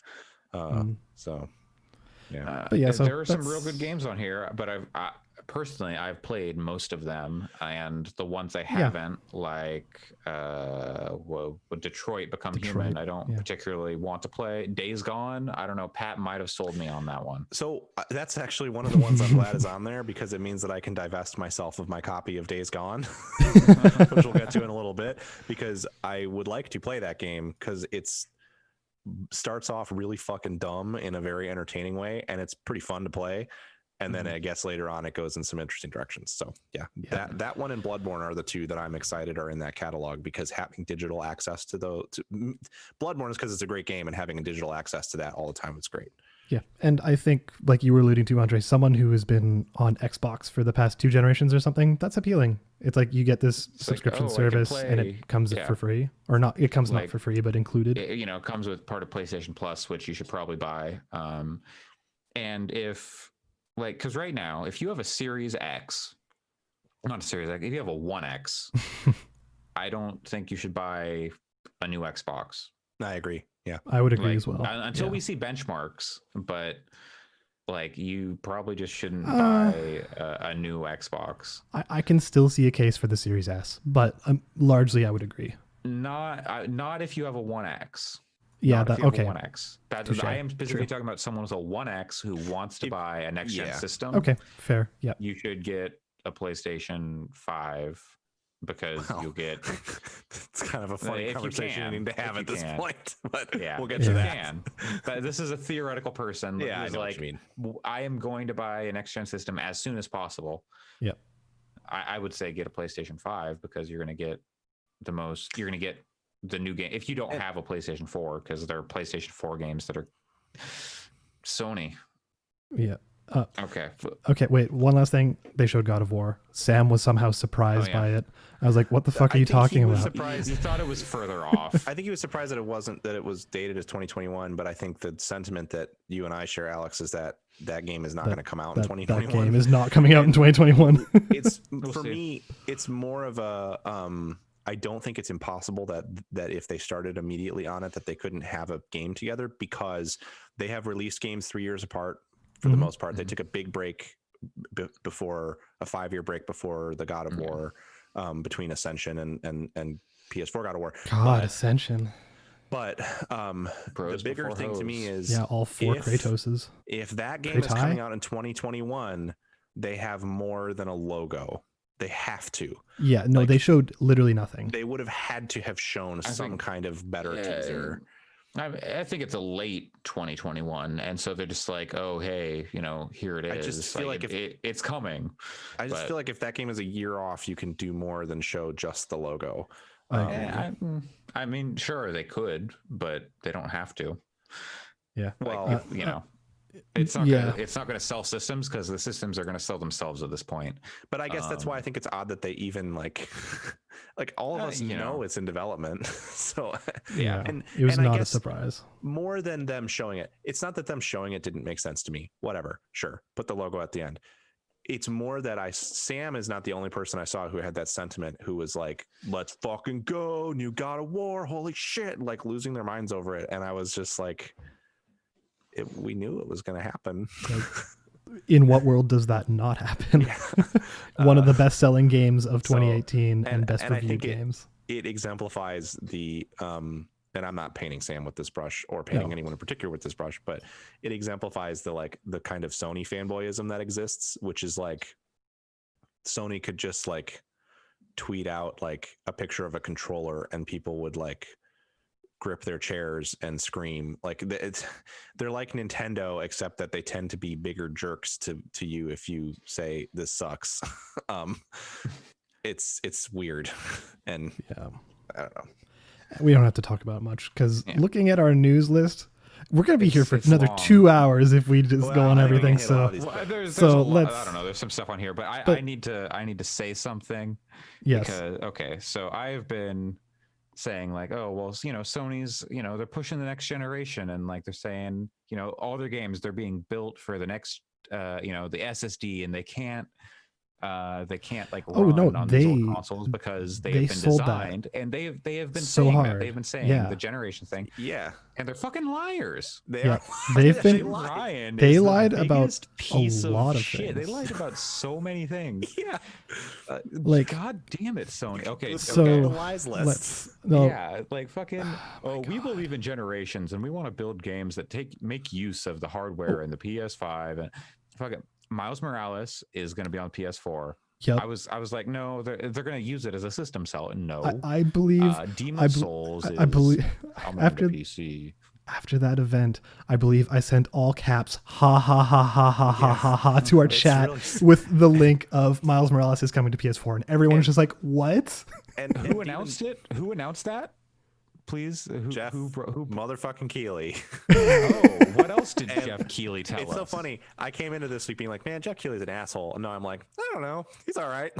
Yeah, yeah. Then Why the Demon fuck Souls was coming Jeff to PC. Keighley- Why was Jeff Keighley announcing so much shit that Sony just left out of their presentation? idea. The only game, maybe there were 2 games announced for PS5 launch in that video. Devil May Cry Special Edition, Devil May Which, Cry by the 5 way, Special Edition, the cover of that, the trait, like the box cover of that looks like shit. But Oh anyway, yeah, continue. it does. and Fortnite. Yep. Those are the 2 games they said were coming for launch. Which Yep. we won't get into this at all because it's way too complicated. But Yeah. who knows if Fortnite will be in the position it's in Oh, now yeah. in a couple of months. And then we've got Jeff Keighley who comes out and says, "Oh hey, Spider-Man or Miles Morales and Demon Souls are launch games for the PS4 as Yeah. well." Which was It's fine, not like, but which was not yeah. mentioned at all in the presentation. And They said holiday 2020 on the Miles Morales trailer, and they said launch on Devil May Cry 5 Special Edition. What the fuck are they doing? Yeah. so It's their own game, like Spider-Man.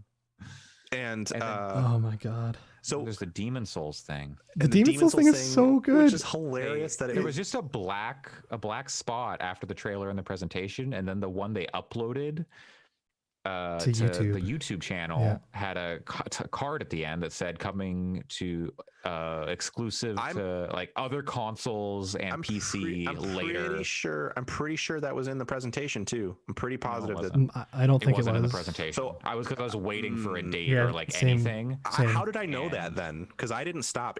I definitely knew immediately that it was coming to It was PC in the Because you're a presentation. rumored, Jedi. But No, I mean, like on the Waypoint stream, they said, "Oh wow, it's coming to." I'll go back and watch the thing. I'm almost positive- maybe one of them was watching Twitter or something.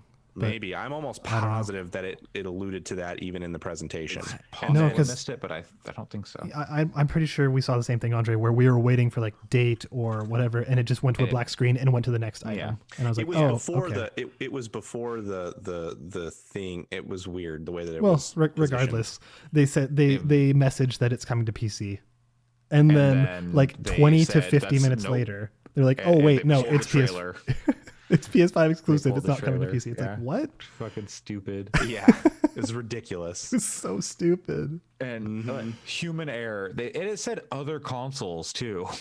It said coming to like other consoles. Like yeah, the messaging around this whole event was shit. There's It still was so so many bad. unanswered Oh my questions.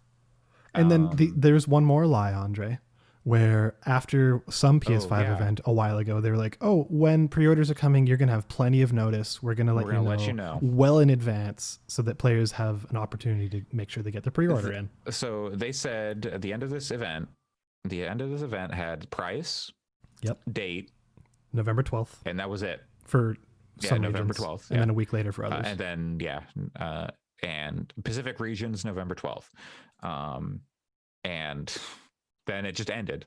Everyone's like, "What? Okay, okay, I guess." And then Keighley once again with the news: pre-orders start tomorrow. Yeah, yeah, and everyone's like, And then oh, well, Walmart's like, "Nah, fuck that. They start Well, right now." no, it was more that like they said it starts tomorrow, and a lot of people are like, oh, okay, great. I'm not going to stress about it. I'm going to go to bed. Yeah. Like people in the UK being like, I'm gonna go to bed, Yeah. or like people in the East Coast of the States eventually later being like, Yeah. I'm gonna go to bed. And then by the time those East Coast people in the States went to bed, that's when Walmart was like, oh, by the way, pre-orders now. And then Amazon was like, oh yeah, pre-orders now, basically. And like all They're these like other 1 retailers were a.m. just like just doing it. And it's like, what? Then all the stock went through. So these people woke up and it's like, what the fuck? You guys are right too. Really quickly to just, I found it that they did not have the PC on the actual stream, so it must Okay, have been yeah. on that trailer. It was on where the date trailer. was Yeah. too. Yeah, it was on the YouTube but- one. Yeah, the like just like cowboy, like oldest retailers are just gonna launch pre-orders. Like it was, It as someone was who works in, Nuts. I do that at my job. Like I am on a team that manages those kinds of product launches. Honestly, obviously in a different industry that I won't get into, that is much less like mainstream popular. However, I like watched that and was like, holy shit. Like in my field, we had a similar thing happen for a product, but it also is not one that has a whole press conference around it and is not like, it's going to fuck us over kind of, but it also isn't nearly as big money as what the PlayStation 5 is. Not just the press conference, the year or more of hype preceding it. Yeah. And so that leads to my roller coaster of PlayStation 5 launch, which is very funny because I was watching that presentation and like, this is stupid. I'm not buying one of these. And then I saw that like I saw the thing about Demon's Souls coming to PC, and I was like, well, fuck, that's the game I want to play most in this launch lineup. And all the then I saw the thing about PS4 and Miles coming to PS4 and Horizon 2 coming to PS4. I was like, well, Yep. those are the other two games I care about. The only game now is Ratchet that I kind of want to play. And then I was arguing with a friend of mine on Twitter about it, and was like, this is stupid. This is terrible. And then I saw that the Amazon pre-orders were live. I was like, no one is gonna order this, but I threw the link into the chat, into our group chat, and I clicked it, and then I was like, let's see how this goes. And then I verified that they don't charge you when you place the order and that they charge you when it's closer to release. So I was like, well, this isn't just gonna like chunk my bank account for $500. So, and I tried to do the digital one and it didn't work. And then I hit the physical one and it went through, and I was like, okay, maybe I'll sleep on this. And then the next day I spoke with a coworker who was like, holy shit. And then was like, maybe I'll buy your PS4 if I can't get a PS5 and you want to get rid of it. And then it was like, oh, there's that game collection too. So I could say like, yeah, I'll sell this to you and throw in like an extra controller and a few of these boxed games that I have and don't need. And then it suddenly became a like, yeah, fine. Let's do it. There's no PAX this year. There's no holiday travel. October is a 3 paycheck month. Let's just fucking sure. And then I started finding reasons to be more excited about it.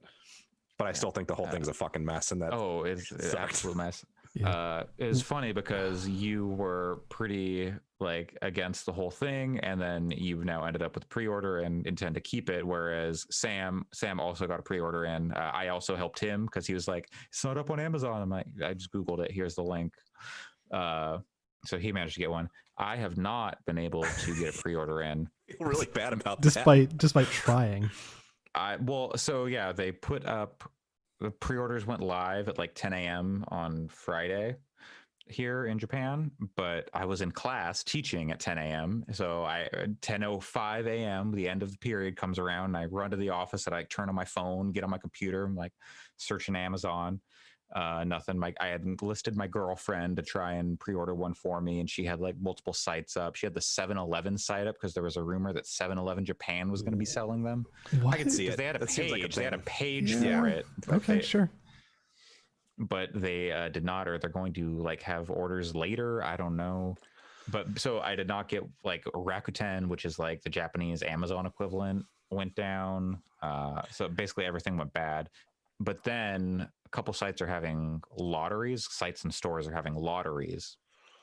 And so you can enter the lottery, and then they'll tell you in like a week or two if you can pre-order. God. So I think what the debacle with the NA and European, mostly NA, was where I have the insight, because that's where I have the experience, is this market more. I don't think this is true for Japan at all, because they're produced there. I think they are anyway, right? Like they're I imagine they're produced in China. I'm not yeah, I guess I don't know. I thought that Sony owned production facilities in Japan, but I could be way off there. Either way, it's a short trip from China to Japan. Yes. relatively. So I think there was a report that they purchased, I think it was like 57 UPS cargo flights, like bottom Delta, out. Like freight. Delta Delta flights. Yeah, sorry. Yeah, and that's only like information from a Delta person, so it could be other airlines too. Right, and my planes are big and can hold a lot of PS5s. But when you're talking about the kind of volume that we're talking about here, that's like tens of thousands of units, not millions.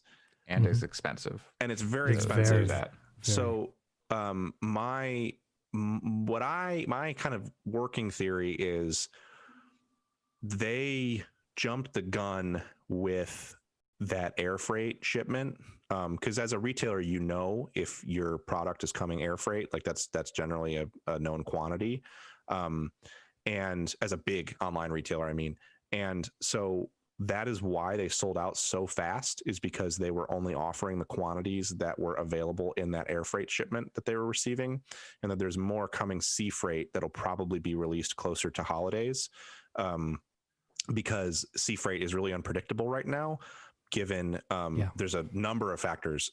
There's conditions on ships sometimes are pretty fraught right now, labor wise. There's like weather stuff that happens. Sometimes, like there was an event earlier in the year where like a port got blocked. So sea freight is really unpredictable, and they probably didn't want to put all their PS5s in that basket. So anyway, I think that you'll probably see more pre-orders open up when it gets closer to that sea freight being more like, we know this is going to happen now. Because what can happen with sea freight is they could be shipping them next week via sea freight, and they won't get here until December if things go bad at different times. So it's really sticky for them to offer firm dates for that product, which I think further is exemplified by if you pre-order from Amazon, you got an email saying, hey, you might not get your PlayStation when it comes out, which is because they probably oversold their air freight quantities. Yeah, we'll see. It'll be interesting. It'll be an interesting ride, and that's part of why I'm keeping my pre-order, is even though it's maybe silly to spend $500 to be a part of that, I'm not even going to be like flipping out angry about delays on it. I just am interested to be in there. Yeah. This will be, assuming I can get one, this will be my first launch console. But so I have signed up for one lottery from Yamada Denki. And that one is just, you can just sign up. You just no problem. My girlfriend also signed up. She used 3 emails, which if they find that, if you, I mean, it wasn't anyone you know. No, Andre. nobody I know. If they find but if but she's like, I think you can just do that. And I read I had the Google Translate fine print. It's like, if we find you like using the same person entering multiple times, we'll invalidate your entries. Dare them to find us. And then she also enlisted her brother to do enter for me, and then I'm trying to enter the Yodobashi one, but it is 11:10 a.m. in Japan right now, and if I refresh this page for the application for the lottery, this site is currently very busy. 11:10 p.m. right? 11:10 a.m. right now. 11:10 a.m. This site is currently very busy, and I cannot enter the lottery for a PS5. That's what the site is claiming. Yes. Gotcha. Yeah. So it's fucked up. Yeah. And like a lot of websites, you need to be like a member of the store and have like diamond rewards, or like, or like have shopped here in the past like 2 years. And like, I don't go to a lot of electronic stores because they're not near me. Yeah. Well, I hope you get one. I hope more people get them. I hope I do too. I've got Amazon set up to notify me. Yeah. That place between this PlayStation event and all the pre-order stuff and the RTX 3080 pre-order or like order stuff, it's been a fucked up week for kind of launches or soft launches or whatever. From what I hear, the RTX stuff though is that just earnestly sold out. Like it actually wasn't Mostly bots though. Like even Nvidia, we didn't mention this. Nvidia put out a Oh, release talking about yeah. like, hey, we're gonna manually be going through a lot of these because it looks like there's a lot of bots that got For sure, these. yeah. So Yeah. Mhm. The- Yeah, anyway, it's- anyways, it's been a weird week and- for this shit. There's weird stuff like in some weird ways I almost think that this is better than if Sony had said we're starting pre-orders a week from now at 10 a.m. because it's a It'd be shit more show this fair, way. But right? It'd be more fair. if we started 'Cause it's if they started funnier. pre-orders at 10 a.m. in a week, then that gives everybody time to get their bots set up to Eh. to snag a bunch of them, you know? Like You know what? That's fair. And do you think that's what's going to happen with Microsoft? Because they have don't know. We'll announced see. their date. we'll find out. Yeah, so Keeley once again actually came out with an interesting.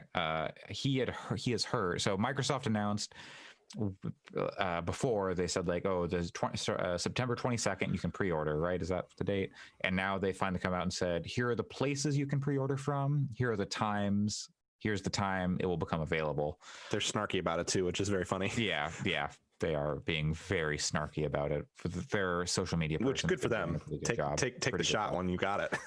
Hey, Sony fucking just beat them mercilessly last Yeah, exactly. time. Yeah. So they did it in like on that E3 stage. So but so Keeley said that if apparently Microsoft is threatening retailers and saying if you break the pre-order like embargo pre-order time, then we'll like reduce your allocation of units, which I think would have been funny if Sony did to like Walmart or like anyone who went and was like, no, yeah, you fucked up, you did it too early. We'll take all those and we'll sell them direct to our fans. The thing of this whole situation though is like clearly that Sony the presentation was like cut and finished months ago, or not months ago maybe, but it seems like at least a week or two. They obviously what the reason I say this is because they obviously didn't know when they cut that event and said we're done, this is the upload candidate.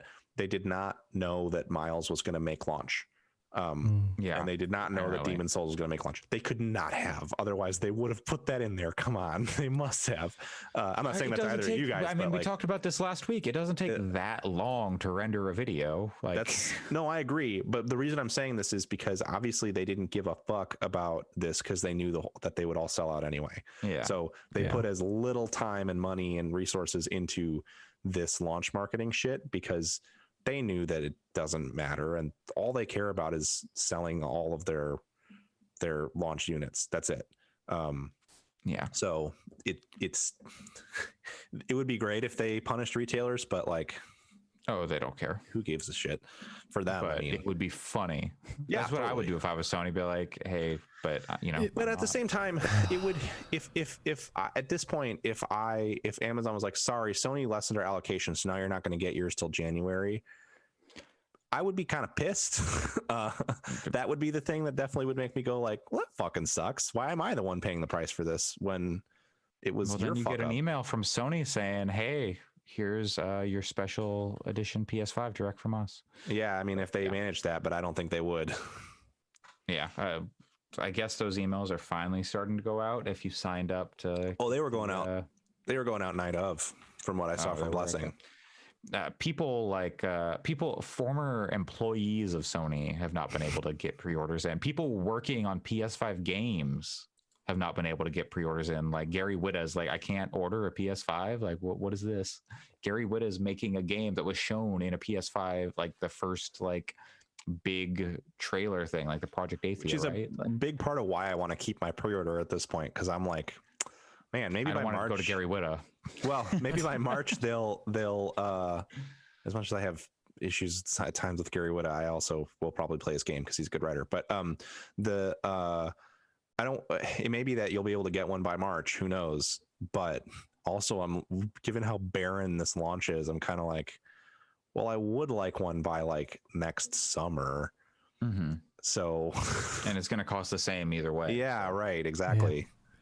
Yeah. Either way, that event was a mess. It was entertaining. It was yet a we're mess in an still entertaining way, at buying least. them. Okay. Yeah. There's a lot on this list here. I don't think any of it is particularly long. Nope. Let's rapid fire it, announced baby. Monster Hunter Rise for Nintendo Switch was announced in a direct that came out of nowhere. Once again, a partner direct. Yep. It was the only interesting it- thing in there, honestly. Sorry. It's on the Resident Evil engine, the RE engine, rather. If you look, it says Monster Hunter Direct on YouTube. What? Really? Really Yeah. interesting. funny. I think that was the official Nintendo What? one. Really? But there Yeah. was nothing else Monster Hunter in that direct. Okay, whatever. But yeah, I mean, there wouldn't be. Yeah, Monster Hunter Direct it's- 9/17/2020 Wow. official Nintendo channel. It's 16 minutes. It looks to be Ugh. more in the style of, well, there's Monster Hunter Stories too, I guess, but Yeah, it those are looks the to two be things. more in the style of Monster Hunter World, as opposed to like the old handheld Monster Hunter games. Like Generations was Sure. like discrete zones. There's a dog you can ride. That's pretty sick.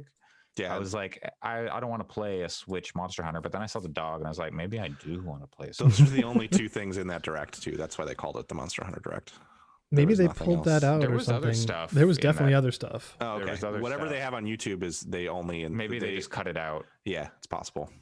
Okay. I don't so think yeah, so. that's- Anyways, whatever. We can continue. And yeah, so that's Monster Hunter coming to the Switch. Is there a date on that? I don't know. I didn't- If it does, if they can prove it doesn't run like ass, maybe I'll play that. Well, I wouldn't say that. Well, on the Nintendo Switch Pro console, Fuck that. I'm saying right now I'm not going to buy Well, that. actually, looking and then you're gonna buy it, looking and I'm gonna do See. it too, and I'm We'll gonna fucking see. hate myself. I don't looking at- like my Switch, so March look at- 26th, 2021. looking at our news, Disgaea 6 was also part of that same direct. Oh, okay. So, I don't care about that either. no, I don't care That's- either. I that's actually care so way more about Monster Hunter than Sky. it looked fine, but the trailer was like extremely Disgaea. stupid. Like it was. Okay. It was like, oh, you can respawn, and every time you respawn, you get stronger, and you can hit level 9 million, and like you can do 9 billion damage, and it's like, okay, whatever. Mhm. I'm just That's deleting a this. question. That's a question for another day. Is how do you like your JRPG damage numbers? But anyway, Capcom, unlike Sony, did not put a Devil May Cry 5 special edition is coming to PC, because apparently that game will not come to PC with the Virgil DLC. But unlike Demon Souls, which will seemingly in like a year. Yeah. So yeah, if you want to play Virgil in Devil May Cry 5, you gotta buy a You gotta PlayStation 5 or pony an up for a Xbox. PlayStation, yeah, or Xbox. Did they announce it for I Xbox? think it's on Xbox. I think so. I thought I only saw the PlayStation, but I wouldn't. Pretty be sure surprised. it's on Xbox. I think I saw it on a graphic that was going around to like comparing the games. Yeah.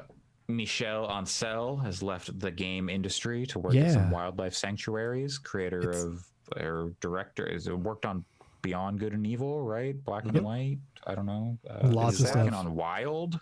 Yep. sad And he because went, they're, you know what? I'm sick of making games about animals. I'm just going to go work with animals. which good for him. Also, I don't think either of those games are ever going to come out. So I mean, I don't think he was working on Beyond Good and Evil 2. He was, and if you was if you read his statement, he talks about how those teams are autonomous at this point. Everything that he had to do for those games, he has done. Like he's I wrapped up. believe it. Yeah, like he's totally wrapped up everything he needed to do, and he trusts those teams. He was just which is playing great. like Satisfactory, and it's just setting the game up to build itself. Exactly. But yeah, if you can find his statement, it was like an Instagram thing, and it's the whole thing is along with a video of him with a little fox in the background, and it's Oh, wonderful. hell yeah. Yeah, Yeah, so nice. it's really cool, and I think it's a good move for him. Yeah. So, like, he will be missed in the game industry. He's explicitly stated he's done with games. Like he's been working in games for like 30 years. Yeah. But yeah, super good for him. All right. Next, CD Projekt Red did another Night City jeez. Wire, which Yeah. I have not watched. Yeah, I haven't watched it It either. apparently showed some of the like factions, the gangs in the game, which Yeah. had a lot of very stereotypical or tropey caricatures of people. You got like caricatures and mishmashes of different cultures coming together. Like there's like the Asian gang, which is like the tiger claw or something, and Yep. Yep. It's like the they're Voodoo just Boys, which is the black gang, and then the Latino gang, but Latinx gang. Yeah, but like it's like people are understandably super pissed about the representation in that. Like, for example, the Asian gang, which they describe as a Chinese gang, using stuff like katanas and like just like blending all these cultures and appropriating a bunch of stuff from different cultures, and then just saying, oh, these are the Asians. And then like the Mexican, it's specifically a Mexican gang, and it's like extremely stereotypical, like to the point where it's like pretty racist. The thing that I saw the stuff and I was like, y'all should have read some of those source books. Because this haven't. This has been a. I mean, the day they announced this game, I was like, oh, okay. I think Mike Pondsmith is a visionary creator and a very important creator, and I think he wrote those books with the intent to make those stereotypical groups seem really cool. Like, to him, it was like these badass Mexican gangsters. It wasn't. Sorry. Yeah, go ahead. No, go ahead. I was just I don't want to build off of it. I don't want to suggest that I don't think he's an implicitly racist guy at all. However, this has been in the Cyberpunk RPG from the first book. Like, it is a game of stereotypes for sure. Yeah. And you're building this ridiculous world. And if you are upset or hurt by the characterizations, that is completely valid. And I'm not saying that as an excuse. I'm not trying to excuse it No. and say it's okay either. I'm just saying it's very baked in. When you're trying to there are better ways to go about doing what they're trying to do and create these large caricatures that are easily identifiable and like stand out and have their own personality. It's a terrible way to do that. Yeah. And that's what this is trying to do. And it just sucks that it sucks that it sucks. Like there Totally. is, I can see a way one could characterize that kind of stuff and be like, okay, this is set like 1,000+ years in the future. And yes, these Asian groups have been kind of consolidated just because in this future, this is how it happened. And there's probably a more sensitive way to show that if that's like a commentary kind of thing you want to do. The way they did it was not particularly good in this instance. It's I don't know. I think I'm certainly, again, I don't want to come off like I'm trying to apologize for them because I'm not, but CD Projekt has had a long history of basically having shitty marketing.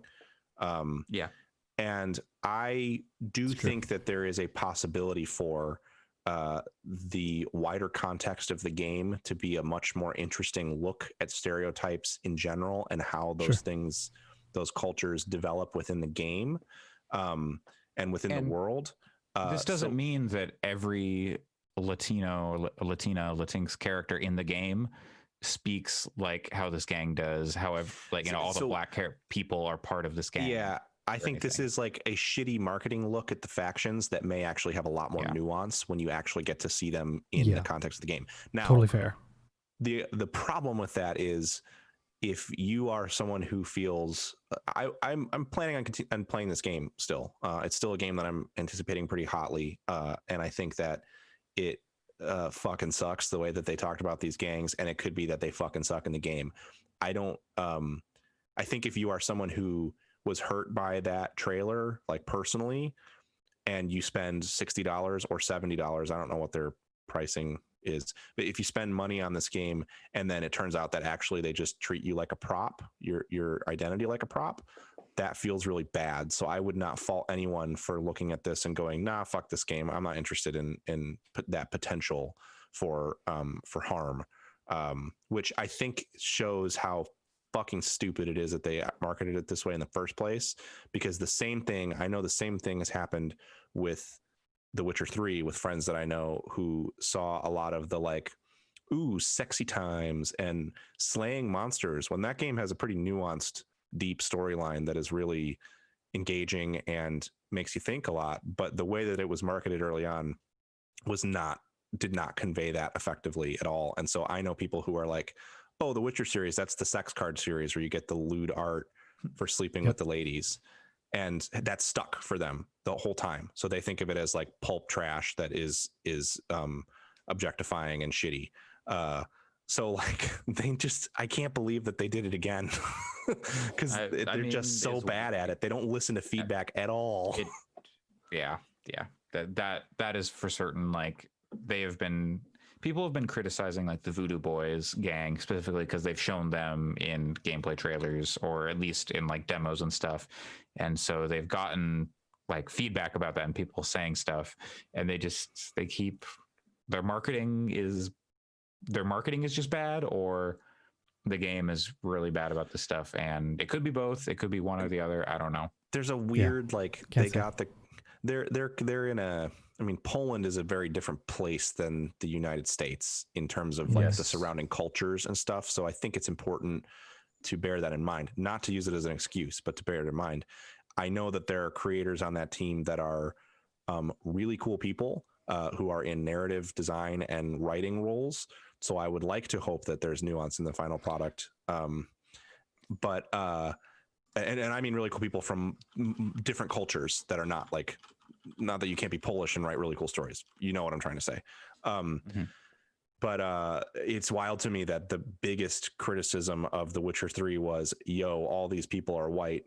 And then they went, oh yeah, we should make a more diverse world. Let's work with this really diverse IP and make all of them caricatures. Is like, you swung and you missed here, guys. Yeah. Yeah, you can make larger than life characters and they don't have to be. Look at fucking Deathloop. Yeah.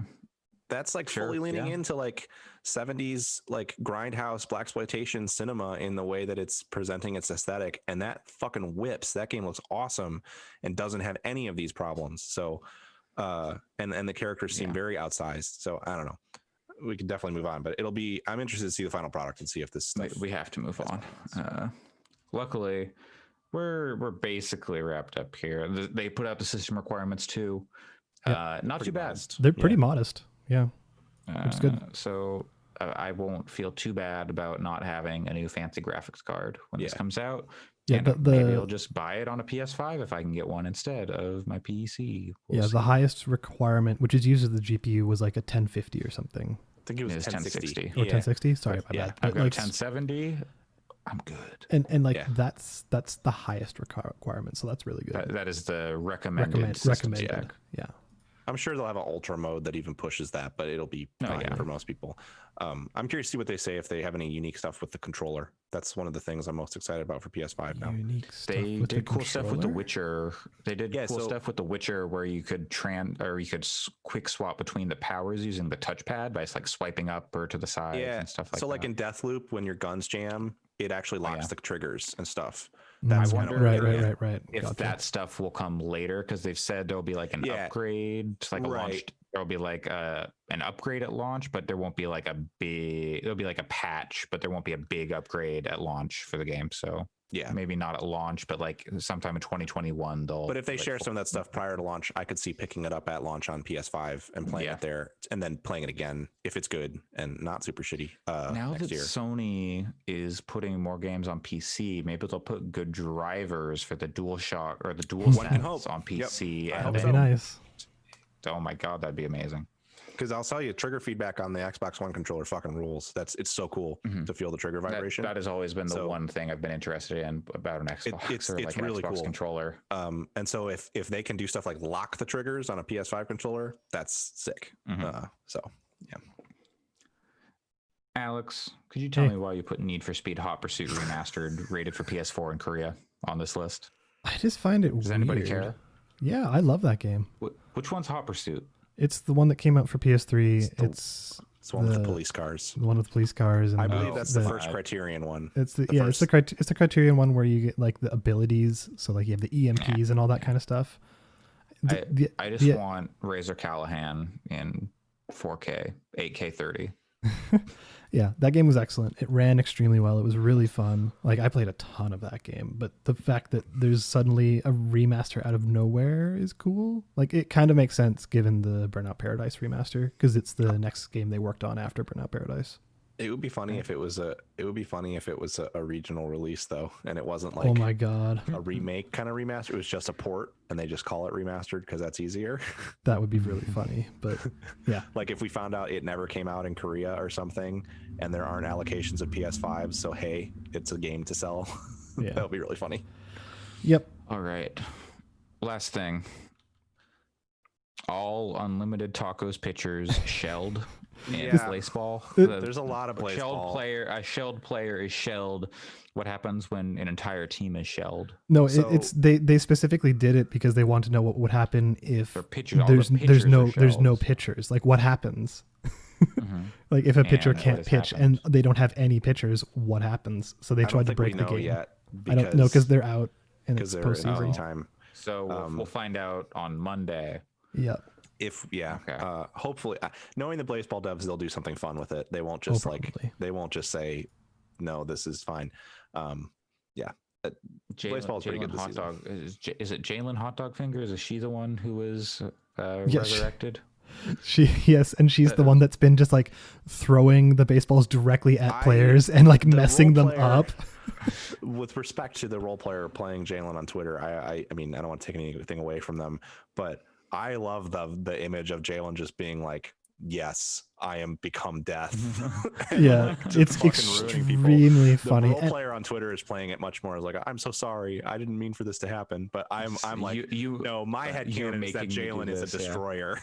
Yeah, super funny. And I also love, apparently, like, I haven't really kept up with baseball this week because it was a busy week, but apparently the Canada Moist Talkers, no one wanted to face them ever because they were just Like killing murdering, people? like Yeah, they were just murdering murdering people. entire teams worth of people. And I'm really excited to see this turn. This is like turning me back onto baseball. They actually put out a blog post because there was some in the fandom. There was like, what is happening? All of our favorites are dying. And they put out a blog post that was like, this is a horror game. Understand that this is going to continue to happen. good. The characters are going to yes. be put through meat grinders constantly, and it's okay to take a break if you find it stressful. Yeah, and it was also like, come back if you want. You don't have to, but Yes. just know it going in. Which- You're gonna lose your faves. Wait a second. Wait a second.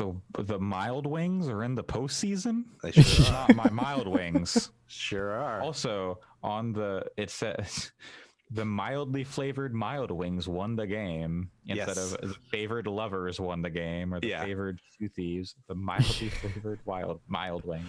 Yeah, I'm so they do mad. they do some silly, cute But- things with that game. I'm back in. This is- I'm interested in the narrative now, given that they're going in a more murderous path for the characters. It's a good way to Even put if the Garages don't win the next game and they get knocked out, I'm still more interested than I This was is- last week. it. Yeah. Wow. Okay, well, that's gonna have to do it for this episode. We've gone long. We talked a lot about that PlayStation. Yeah, we did. Boy. Maybe Okay, October will be a slow well- month.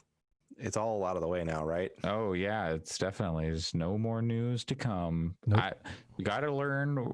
There's more questions to be answered about the PlayStation 5 that hopefully someone who knows something about games can get Jim Ryan in a room and listen, motherfucker. I got a list of 20 questions here. You're gonna answer all of them, and they can finally tell us everything. Or we you're getting actually want to know. COVID. Yeah. Or I'm gonna take my mask off and give you Yeah, COVID. it's like it's just like I don't know. It seems like Microsoft will talk to game publishers or and game journalists and be like, "Hey, okay, here we'll answer your questions." Oh, Phil Spencer, I especially. would assume that the outlets are like emailing Sony, being like, "Hey, can we get answers to these questions?" And they're just not getting responses, or Oh, I'm like, sure. yeah. So It's a Goddamn wild Sony. wild ride. like get your messaging together. This current team at Sony I do not care for. October will be quiet for 2 months, and then Nintendo will announce the Switch Pro near the end of the month. I hope Coming March October does not 2021. last I cannot survive 2 months of October this year.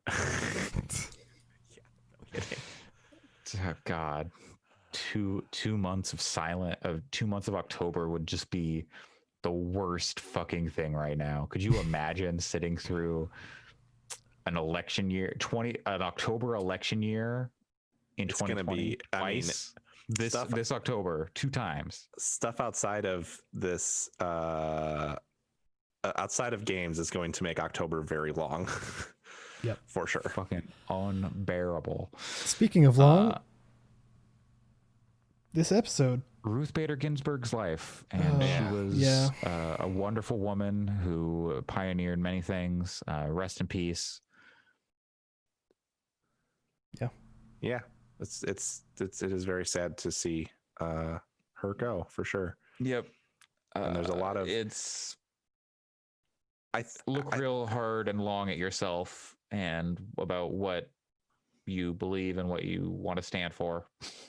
Yeah, and look real long and hard about how talking to your peers works, and how you can share your insights and feelings with people that isn't just shouting at them, because I've seen so much in this year, and especially in the last 16 hours, of people just screaming and in despair and stuff like that. And we all, of course, need to grieve for things, and I don't want to take anybody's just say to just get over it ever, because it's never that simple. But just think about, if you have political goals for this year, think about the ways you come across to people when you talk about them, because that matters a lot, and can have a big effect on the tone of a movement.